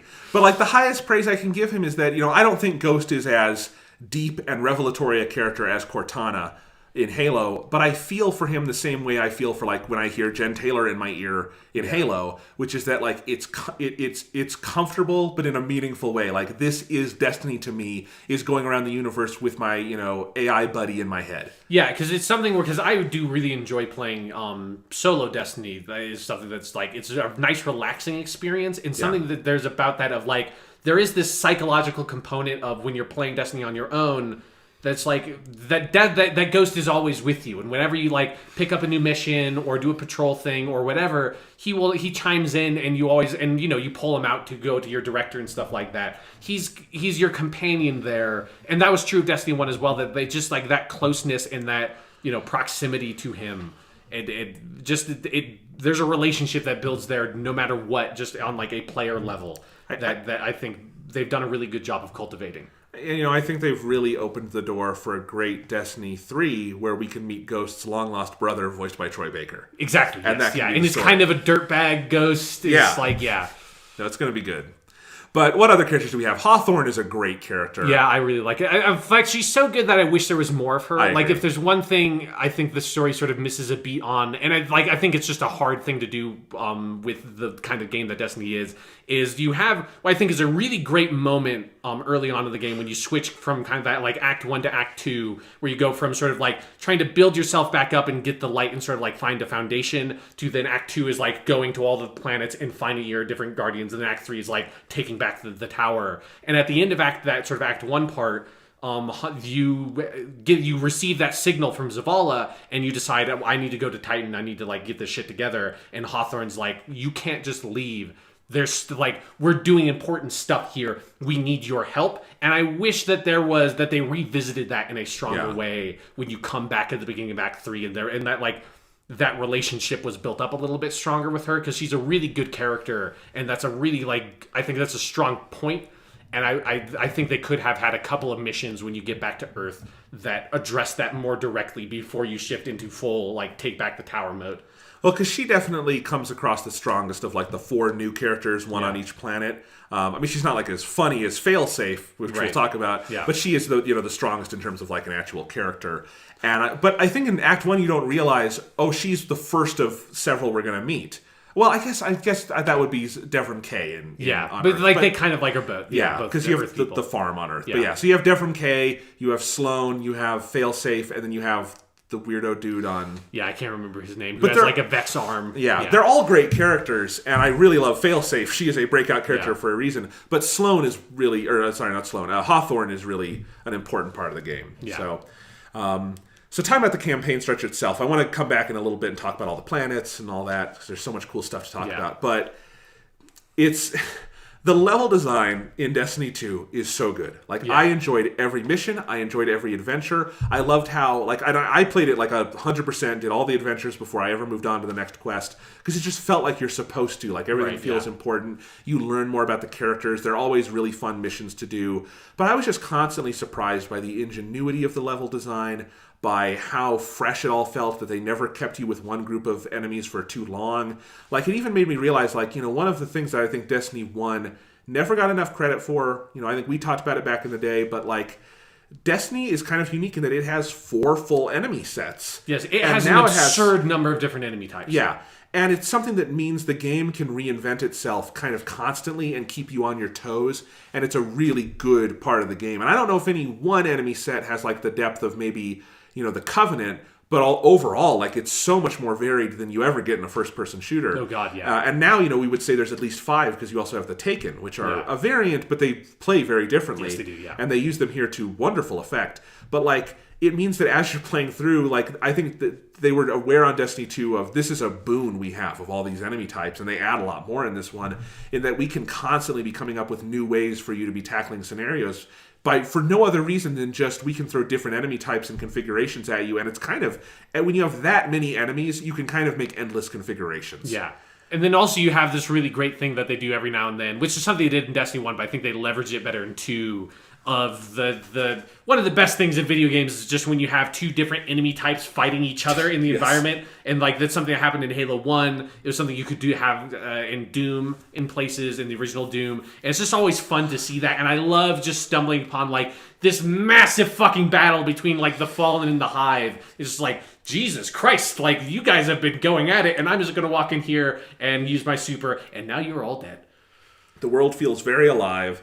But on top of that, some of the like environments and like places Bungie creates for this game are such feats of imagination. They're obviously technical feats too. Yeah. But the technical element will only take you so far. You have to imagine it. And the one I want to see what your answer is for this. The one that sticks out strongest to me in Destiny 2 is the part where it's like the last level or the second to last one, and you are boarding the big ship that's going to blow up the sun. Yeah. And at a certain point, you are going outside. The sun is there, and you, no matter what like size TV you're playing it on, you feel like you are looking at the actual fucking sun. Yeah. And it will burn you alive, so you have to stay in the shadows, and you're fighting Cabal and all this stuff. And my jaw just dropped. It's like, again, one, it's amazing that technically anything, the PS4, Xbox One can even do this, because this is beyond anything we've ever seen. But then that they could imagine these sights and images, and that is a constant thing through Destiny 2. It's not just a beautiful game, it is a game with such creativity behind it, and that goes into everything about it. But what other moments for you stand out? Like particularly, like just sort of like from the art design side of it in particular, I think Nessus for me is so, because I always just like, I love the Vex aesthetic in Destiny, and just like the weird, hard, like metal cubes and like the disappearing time stuff. And as you like go deeper and deeper into Nessus, until eventually you're like, you're basically at like the core of this weird like centaur, this asteroid kind of thing. Like that's really cool to me. One amazing detail in the game that I just thought was fucking awesome is you run into all the time, especially around like the Vex and the Taken stuff, like weird little like floating pebbles and stuff that just give you a sense that you're like, oh, this is like space magic bullshit's happening around here. And if you go up to those pebbles and you punch them, they go flying off. Because it's like they're actually like they're in like a zero gravity field or something, and they like behave that way. It's a really small detail, but when like I was just sort of fucking around and I saw one, I was like, I'm gonna punch this. I punched it and actually like went flying in like a straight vector. I was like, holy shit, that's fucking awesome. I would just not expect that to happen. Well, let's talk about the 4 spaces because I love Nessus. It's awesome. Gun to my head, it's probably my least favorite. And it's not a criticism. Yeah. It's just that I love the other 3 even more because you've got Io, which was the one that kind of blew me away the most because it's really different than anything else in Destiny 1 or 2, and it's got just like these cascading like sand things going on and these like all purplish these fossils. Colors. Yeah, the fossils I think are really cool. It just looks really fucking cool. Like I would probably concede that Nessus is more interesting in terms of its design. There's just something about the look of Io I love. Yeah. Titan blew me away because you're on this like big like rig and there's just this water, and if the skyboxes there are just Bungie showing off because you've got these big ships just like cascading in the water, and that's amazing. And then I love the one thing I love in Titan is when you go into the like big arboreum sort of area that's like, because it's like this colony or whatever that is totally empty, and going into there and seeing like the ruins of that great sort of like golden age human civilization was really cool. It's really neat. And then the European Dead Zone is so awesome. Yeah. It's for those who don't know, like we've like kind of known about the European Dead Zone forever because it was actually planned for like vanilla Destiny. It was one of their original plans. So they've had it in the works and they were going to introduce it at several points and kept holding off. And finally we get it here, and it's very cool. It's recognizably the Earth of Destiny. But like I think it being Europe and having like churches and things, like the church you go meet Devrim Kay in is so cool. It's so much fun. It feels the most like one of the Destiny 1 spaces to me, but it's all of it. They're all good though. Like there's not a clunker in the bunch. And I loved all the main spaces in Destiny 1, but you could very much point to like Mars, they never did much with. Right, yeah. Or Venus is actually really annoying in how it's laid out if you want to get anywhere. I don't have any of those issues with Destiny 2. I think it is quality over quantity. They don't have a ton of spaces, but boy, are they good. Yeah, and going back to like the visual side of it as well for the European Dead Zone, when you go to like the dark, like haunted forest kind of area, whenever like for an early story mission, and then whenever you get a new subclass, you have to go back there and visit the Shard of the Traveler. That's the coolest. That's so fucking awesome. And just like the Shard of the Traveler itself looks so cool. And like that visual for me is really striking, and like everything they do with the Traveler in this game, when you get to the end of it and you have like the Traveler reawakens and stuff, I think they capture the sense of majesty and like mystery of that thing way better in Destiny 2 than they ever did in Destiny 1. That it was always just kind of there in Destiny 1, and it feels way more present in Destiny 2. Well, let's talk about the graphics because they are out of this world. I mean, I was expecting a step up. We'd seen it a little bit in Rise of Iron. Yeah. I was still blown away by this. And I also was worried, like, because I played like 30 minutes of it on PC.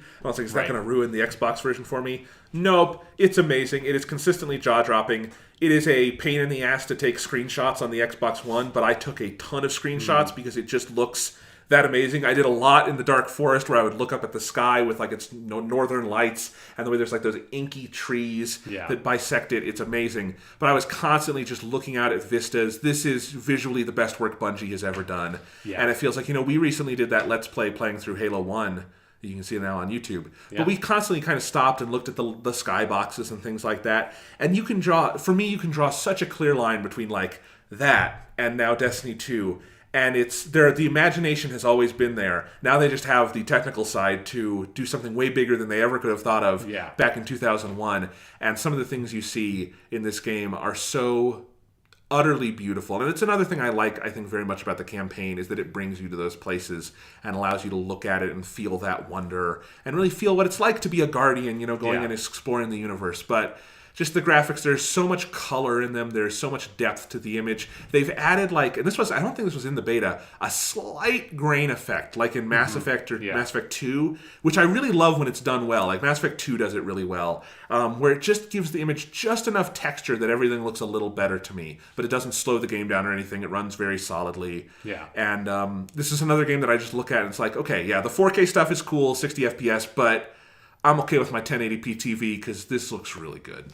Yeah, and it's one of those things of where their tech, like, there's obviously like a lot of really great tech work going on there, but it all feels like it's in service of really, like, just a beautiful art design. And this incredible aesthetic, this incredible, like, sense of, like, science fiction aesthetic that is so rich and detailed and textured that all that, like, you know, all the horsepower and the tech they're putting behind the game is aimed in the right direction. And it doesn't feel like some games that, you know, end up like using like really great sort of like, you know, tech cred to then push a very bland art design, or like just be like, oh, it looks really realistic, but you're not actually doing anything with it. And here it's like, no, like this is all, you know, in service of, you know, putting you inside the core of a planet or right outside the fucking giant sun, or seeing a like huge, you know, like fallen Ketch ship fly in, and every time that happens in a public event or something like that is awesome. Or finding like a giant servitor. There's just so much incredible art design there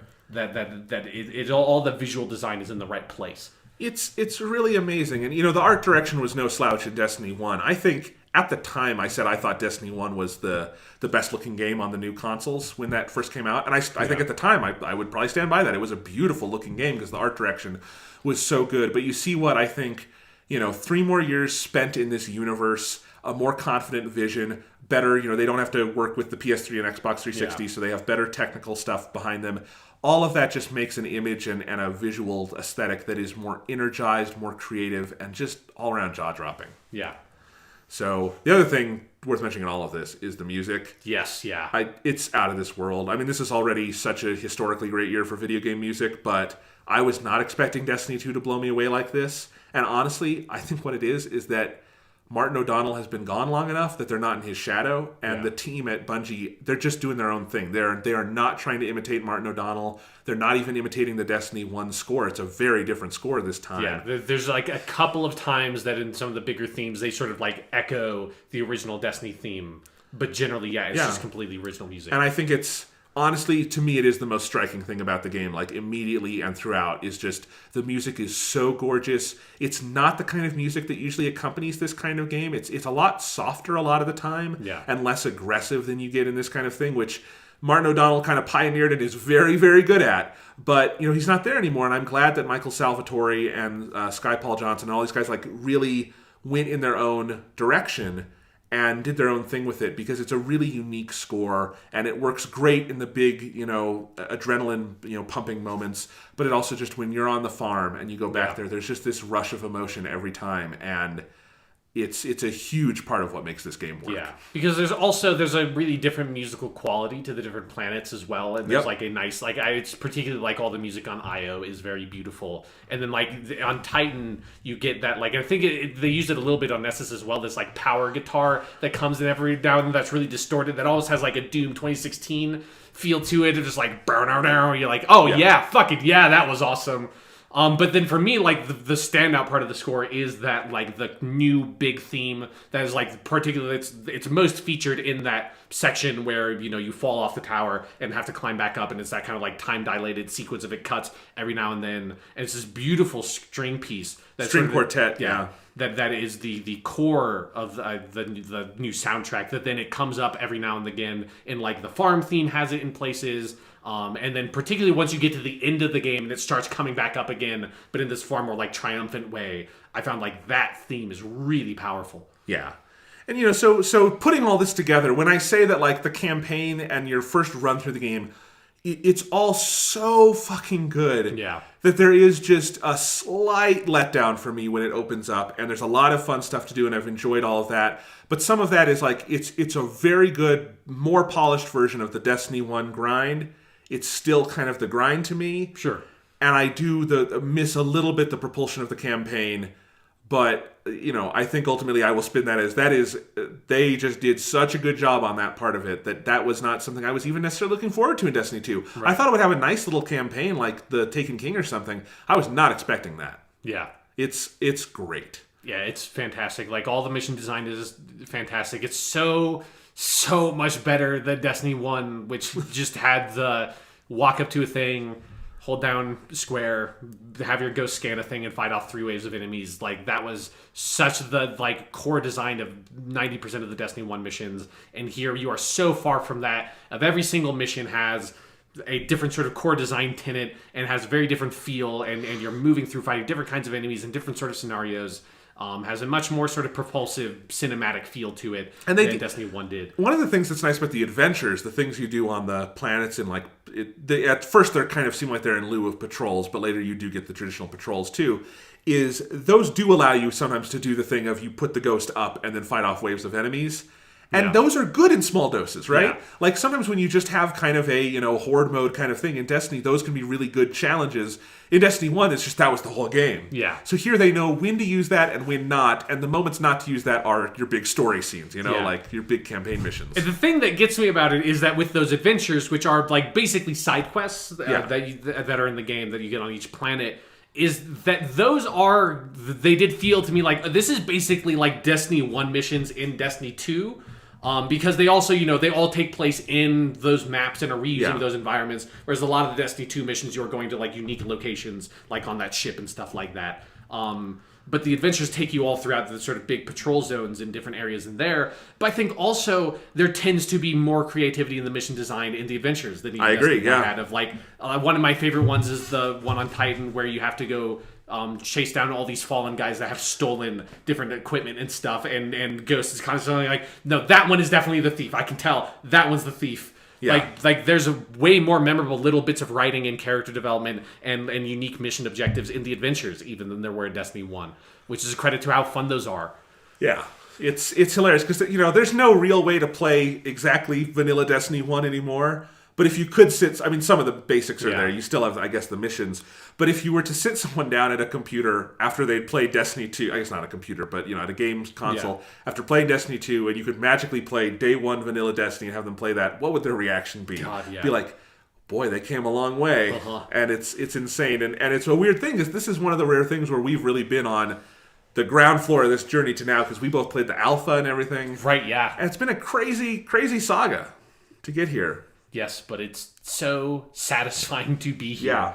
Yeah. So let's talk about, you beat the game. Yes. And you have the tower now, which is cool. It's the music there isn't as good as the farm, but it's very good. It's a very rousing piece of music. Feels appropriate to that moment in the game. The tower overlooks like the destroyed, well, not totally destroyed, but this like fucked up version of the Traveler that I really like. It's really cool. Yeah.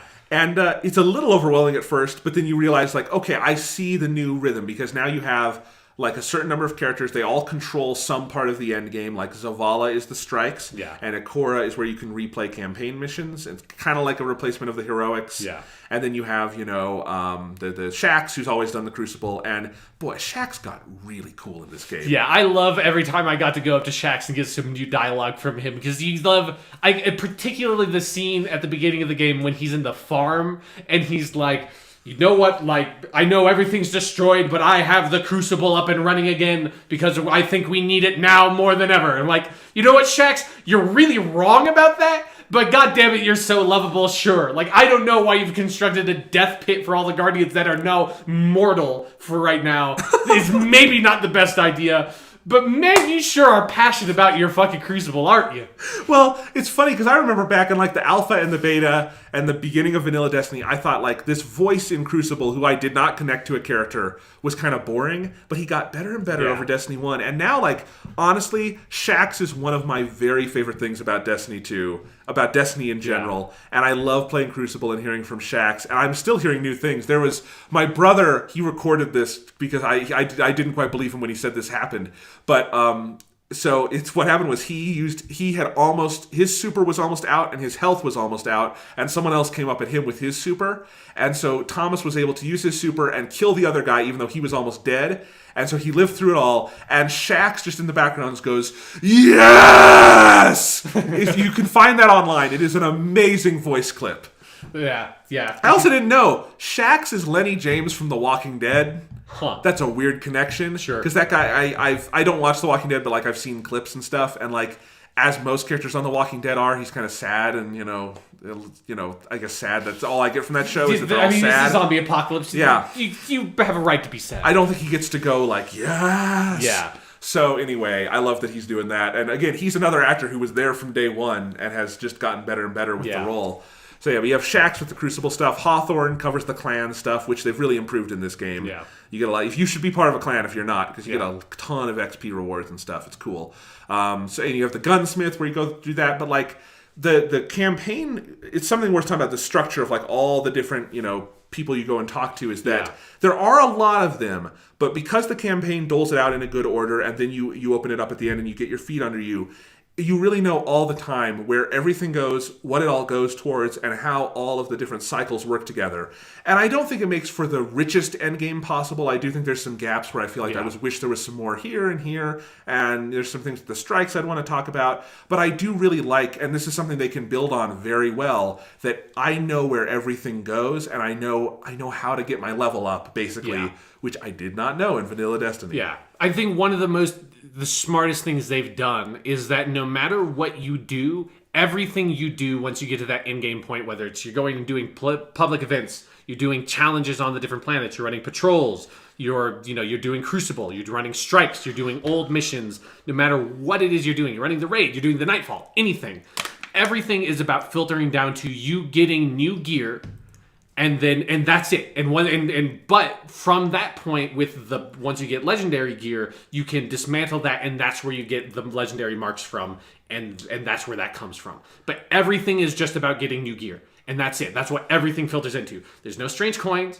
There's no motes of light. There's no weird random other bits of strange currencies and reputations and everything. Everything is you turn in these things to this person and that gets you a engram that gets you new gear. You do the Crucible quests and that gets you new gear. You run the strike that gets you new gear. You do the public event that gets you new gear. You go into the lost sectors and you get to the end of that gets you new gear.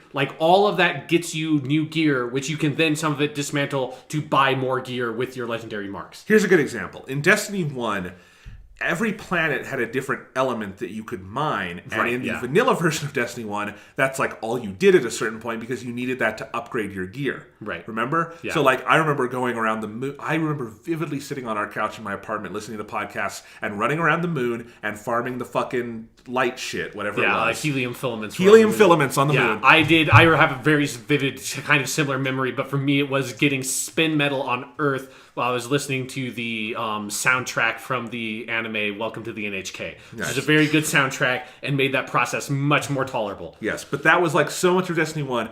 And I remember there was a point in Destiny 2 when I saw, there's something on this planet.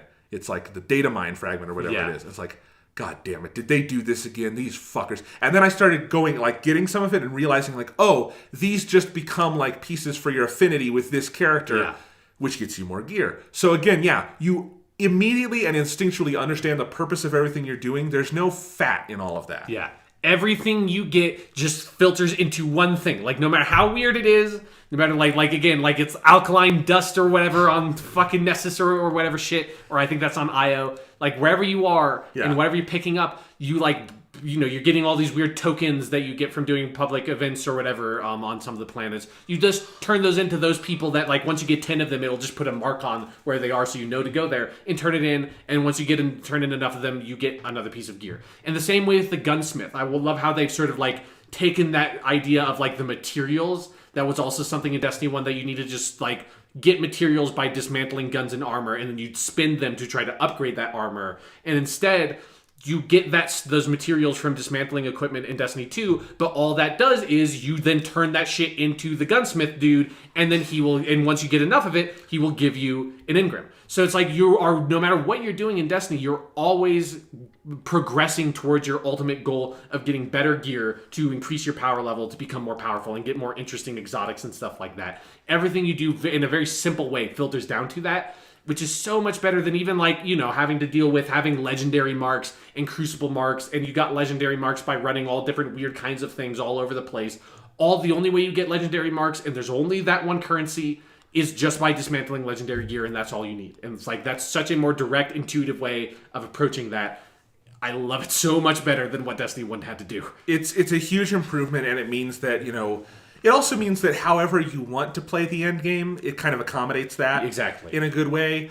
If we want to get into, criticisms, I would say, because it all filters down that single-mindedly, it does get repetitive fast to me. And I do get to the point where, I'm constantly getting gear. And, the grind of there are different caps of what level you're going to get with the gear. Right. And there does get a point where, okay, it's been 2 days since I got literally anything usable. And I just, I get, all this gear every day, and I'm just constantly dismantling. And it can kind of get a little grindy and feel a little dull to me. But at the same time, what I do like about it is it's clearly such a good foundation. And we're in, week 2 of Destiny 2. Yeah.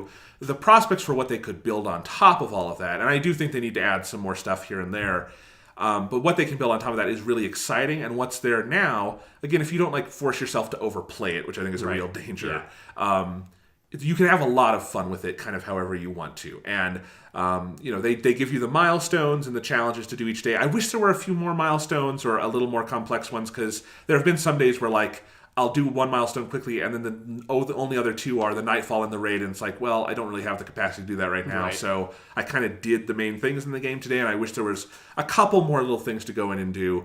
But yeah, no, I do think, especially if we're talking about this and remembering that this game is in its early stages, and what that end game is going to become is going, hopefully, to transform a lot over the months to come. This is a great foundation for that. Yeah, absolutely. Because it is something of, one of the nice things is that even if you're getting gear that you're not using, you are getting that legendary currency. Sure, yeah. That then you can, once Xur comes in, you can go buy new exotics from him. That, to me, that's always been, the thing about Destiny is just I just want to get all the exotics. I just want to have all this shit. Even if they're ones I don't like using. Because I did get, because I'm playing as a hunter, and I did get a piece of exotic gear relatively quickly after I beat the campaign.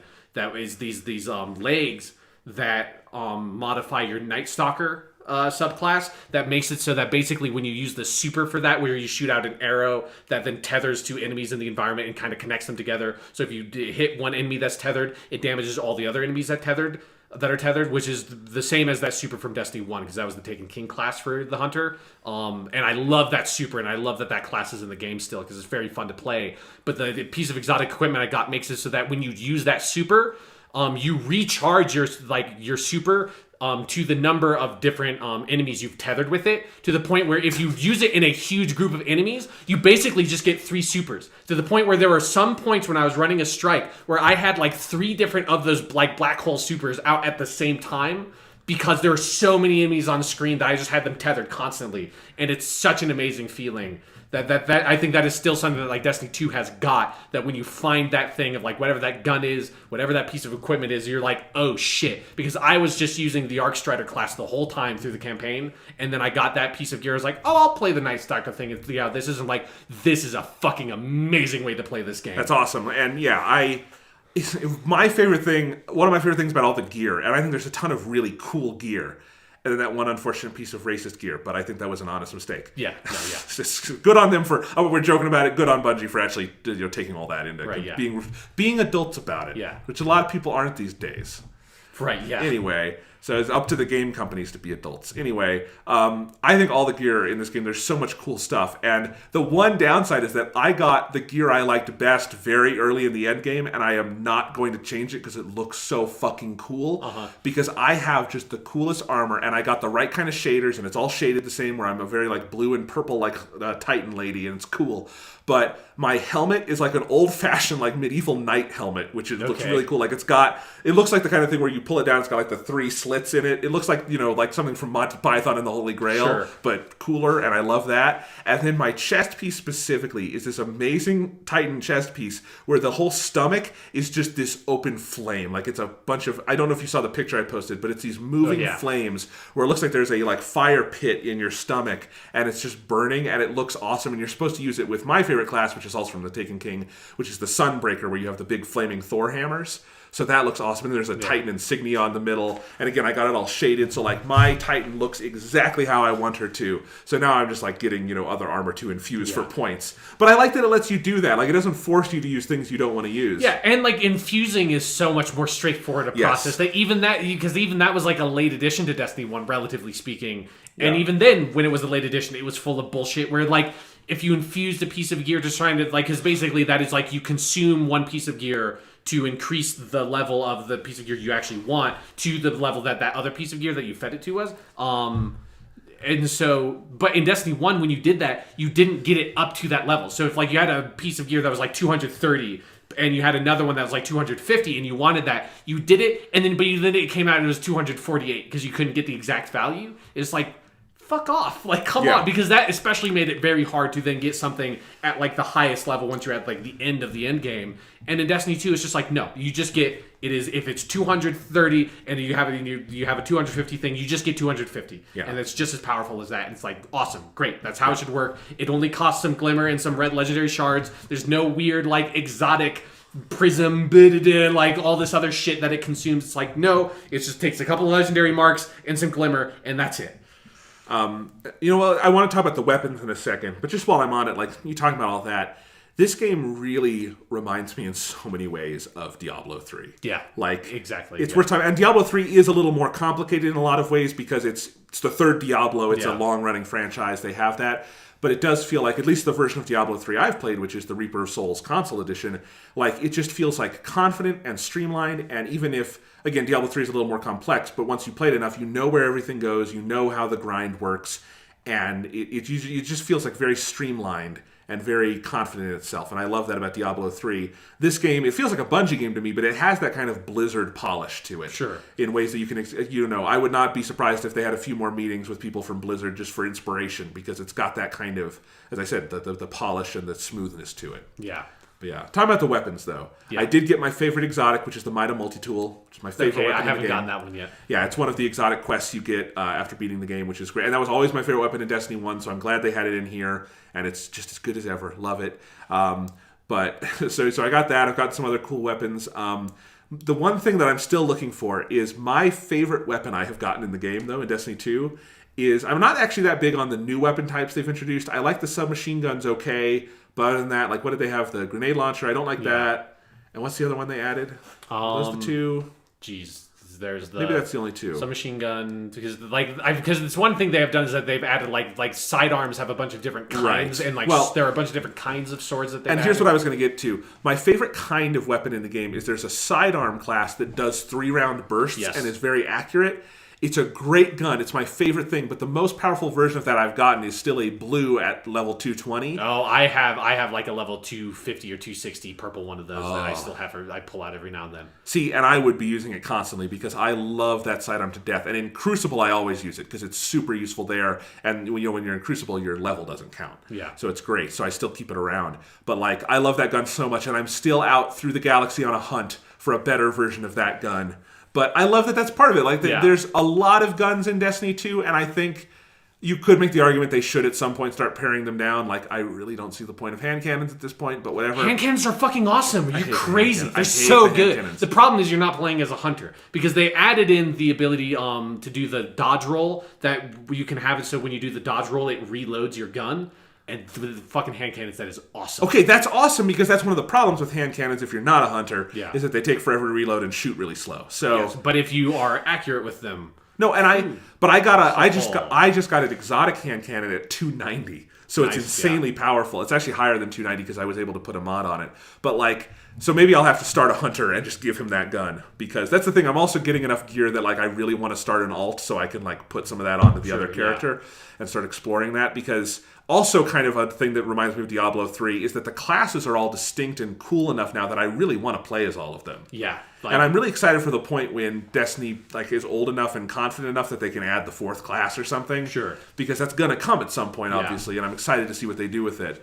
But yeah, no, overall, though, what I was saying is just that there's so many types of guns, you inevitably develop favorites and whatnot, and it does give you a lot of tracks to go find more favorites, and I like that. Yeah. And I also just really like, because this is something we talked about with the beta, of how they have retooled the weapon system. That's so smart. It's so smart. And I think one thing they did that was really good is they have increased the amount of purple ammo you get even from what the beta had, which is already more than you got in Destiny 1. Yeah. So like I feel like I'm able to use my power weapon basically as frequently as I used my special weapon in Destiny 1, which is like the right balance now. Mm-hmm. Instead of having like one weapon you use all the time with like a secondary weapon that you use somewhat frequently, and then a third weapon that you almost never use, which is what Destiny 1 was like. You have one weapon that you use more often, another weapon that you use pretty frequently, and then a third weapon that you use like not as frequently, but fairly frequently in special circumstances. Yeah. And then your like thing that you use every once in a while is your super instead. And like that, I think attack balance is much better. And I love getting that sense of like, particularly as you're playing through the campaign, as you're just getting new guns all the time, you're forced to adjust your playstyle to whatever is your most powerful like set of weapons you have at any given moment. So it forces you to try out like, okay, like let's see what it's like having a hand cannon and a submachine gun and a sniper rifle, and see like how does that adjust? How do I play to adjust to that? Yep. How does that change what I do here? And you do end up getting to a place where now in Destiny 2, I'm at a place where I'm like, I have a very specific kind of scout rifle I like, with my sidearm I like, that could also be a submachine gun, and then whatever my special weapon, like I could take a shotgun. I really like having shotguns. I usually have a shotgun. But like I could take a sniper rifle there, I could take a sword there. But like that, I really like having that, like a scout rifle, and then like a pistol or a submachine gun that's really good for close range. That split for my two weapons. You and I think the same. That's generally what I have too, if I have the right ones. And it's another thing I actually really loved about the campaign is that you're constantly getting new stuff and experimenting with that. Yeah. And again, it's just something that we talked about this in the beta. The new way they've configured weapons allows for you to experiment and personalize a lot more. Yeah. Because that's the other thing, is that your secondary weapon slot, it's secondary, but you can use them roughly as much as you want. Yeah, because you get the energy weapon and the kinetic weapon ammo types really quickly. Yeah, so like if you have your preferred weapon just happens to be an energy one, you can use it. That's like that doesn't stop you. Yeah. And it's a really there were definitely stretches of the campaign where the best gun I had was in that second slot. And at some points it just felt like Halo, where you just have two weapon slots. Yeah. And it's all very, very smart. Like all the changes they've made, pretty much everything is an improvement. Yeah. So let's talk about two parts of the end game, which is Strikes and Crucible. Right. And I have interesting thoughts on both of them, which is I started out thinking like, oh, these Strikes are really cool. I'm really liking this. And I started out thinking, I think they've made some changes to Crucible that I don't like. And I've now flipped that. I'm not that hot on the Strikes. I'm very much enjoying Crucible. Yeah, for me, like I haven't played as much of the Strikes in Crucible as I would have liked, because I've been busy with other stuff. And with the Strikes, I really enjoy the Strikes. I think the problem is like they need to put a bigger reward system for them, because they're a very big commitment compared to doing like running public events. But you get kind of the same amount of rewards out of them. And like public events you can do very quickly. And I love public events in Destiny 2. Like what they have done with those are so smart and really fun to do. But you get so much good stuff out of doing that, and you can do it so relatively quickly, that like the Strikes are such a bigger time commitment, but you get basically the same like quantity of reward out of both of them. And that doesn't feel balanced. It's a weird part where the Strikes in some way feel like an afterthought, because I will play the Strikes sometimes, but I much more prefer going down to a planet, doing patrols, hitting public events, doing some challenges, that kind of thing. And the Strikes, like some of the Strikes I think are pretty good. Overall, it's one part that I would say I don't think is as good as Destiny 1. I don't think the strike design is as good. I think there are some that are on the same level, like the one that was in the beta, I would put with the best from Destiny 1. But the difference is I always thought the strikes were the best part of Destiny 1, and I enjoyed them so much. And in Destiny 2, some of them I like, some of them I find kind of a little too long and a little too rote. And again, as you say, with the reward system, it's something that I don't feel. And the other problem is that Destiny 1 had this issue, but it was with a strike I really liked. Destiny 2, every time I go into the playlist, I get the same fucking strike. Every single time I get, and I might get other ones after it, but I will always get at least once the one on Nessus in the Exodus Black, where you have to go kill the invisible guy, and I don't think it's a very good strike. I think it's annoying, and I don't know. I don't think I've gotten that one yet. Oh God, I've done it at least like 10 times. Like it's amazing how many times I've gotten that one, and I find it so annoying. But like And it's funny because I got a Vex one on Destiny 1 a lot because it was the Nexus Mind one you got all the time on Destiny 1. But like I liked that strike a lot, and I thought I think it's a pretty good one. This one, I'm always getting that one, so it's already like de-incentivized me because maybe it's just luck, but whatever, I'm getting it constantly. So I don't know if I've even seen all the strikes yet, but the ones I have seen, the other ones I generally like. But most of them like just don't even stick in my memory. That one that I've played a bunch, and then the one on Earth that was in the beta. No, it wasn't on Earth. The other one on Nessus from the beta, which I think is very good. The other ones I just don't find as memorable. They feel a little, as I said, just kind of rote. Like, go here, kill these enemies. Go here, kill these enemies. Big enemy, bullet sponge. The end. I mean, that's what the strikes in Destiny 1 were. Sure, but I thought they found. But you can always find more creative ways to disguise your basic structure. Sure. And I just thought, I still think kind of weirdly the gold standard of strikes in Destiny 1 is the very first one from, the beta and stuff. The Sepix Prime one? The Sepix Prime one, which I think is a really good example of how to do that well, and it has some... It's just, you go to a lot of places, and you see a lot of cool stuff, and I think there's some good challenge there.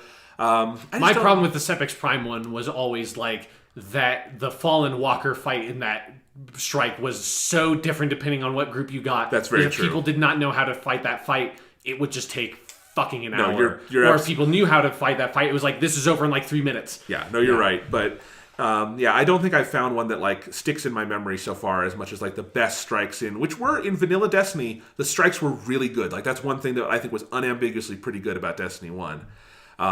So anyway, that's kind of my issue. Crucible is a weird thing where I had a journey with it, where at first, and I still think to a certain degree, I think they've simplified Crucible just a twinge too much. There's only two playlists. There's quick play and there's competitive.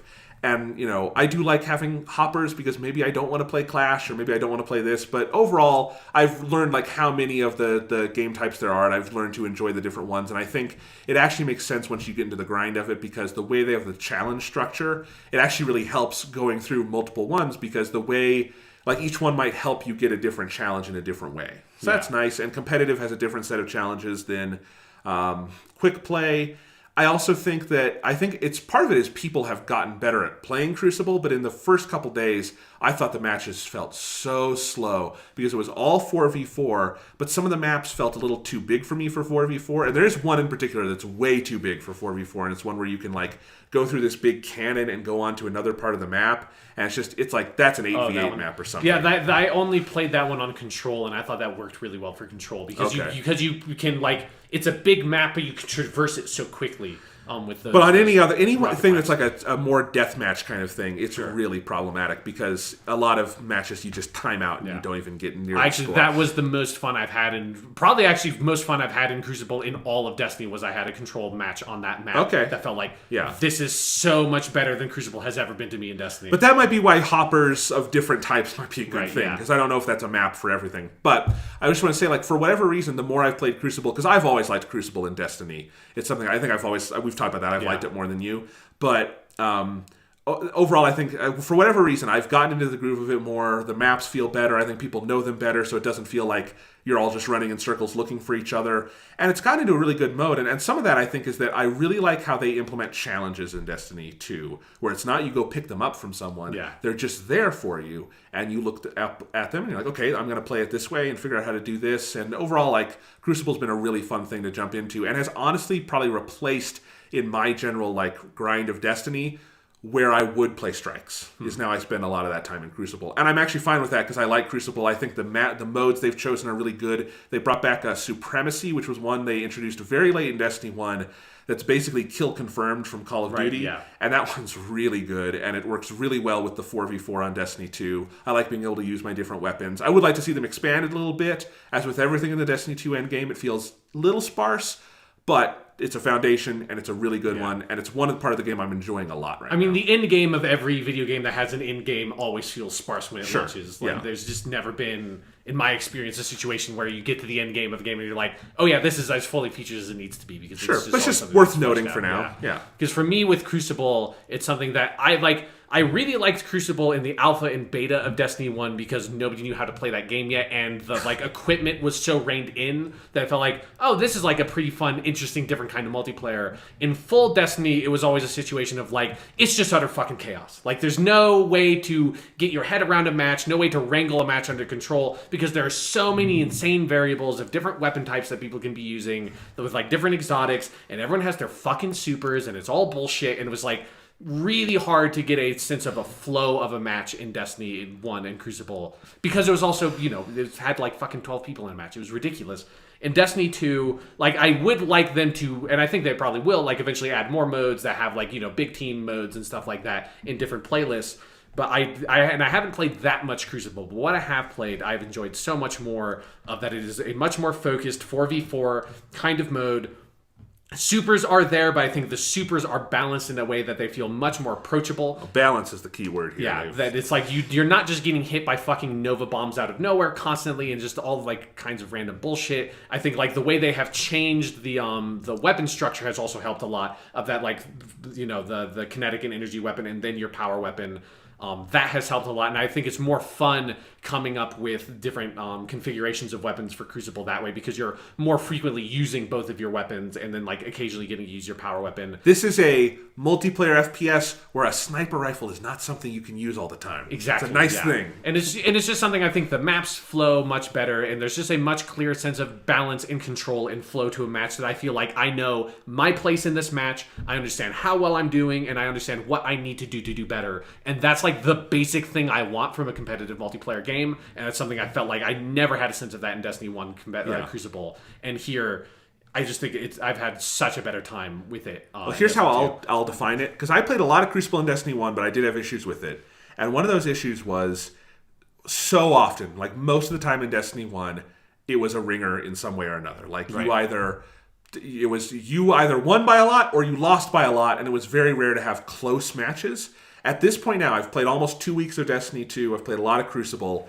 And the more I play and the better people get, it's not going more towards the routes. It's actually going more towards the center. And I have had so many close matches in Destiny 2, and it's exhilarating. Yeah. It's really cool. And it just speaks to all the little improvements they've made. Yeah. In Destiny 1 and Crucible, did they have the thing that Destiny 2 has, that at the top of the screen you can see what all the subclasses are and who has supers powered up? That's new. That is so huge to me. Because I thought that was something that might have been something that added in Destiny 1 I never knew. But yeah, for Destiny 2, that's so like, I know... the enemy team has like 3 hunters that all have the fucking like Arcstrider class on, and 2 of them have their supers charged. Having that information available to the player is such a fucking game changer to me. It's a really slick UI. Yeah, that it makes it so that like I'm not taken by complete surprise every time there's a super on the field. If you are paying attention to the information presented to you, you know who has supers when, you know what kind of supers to expect, and that to me does so much to curb the like ridiculous chaos that the supers threw into the game in Destiny 1.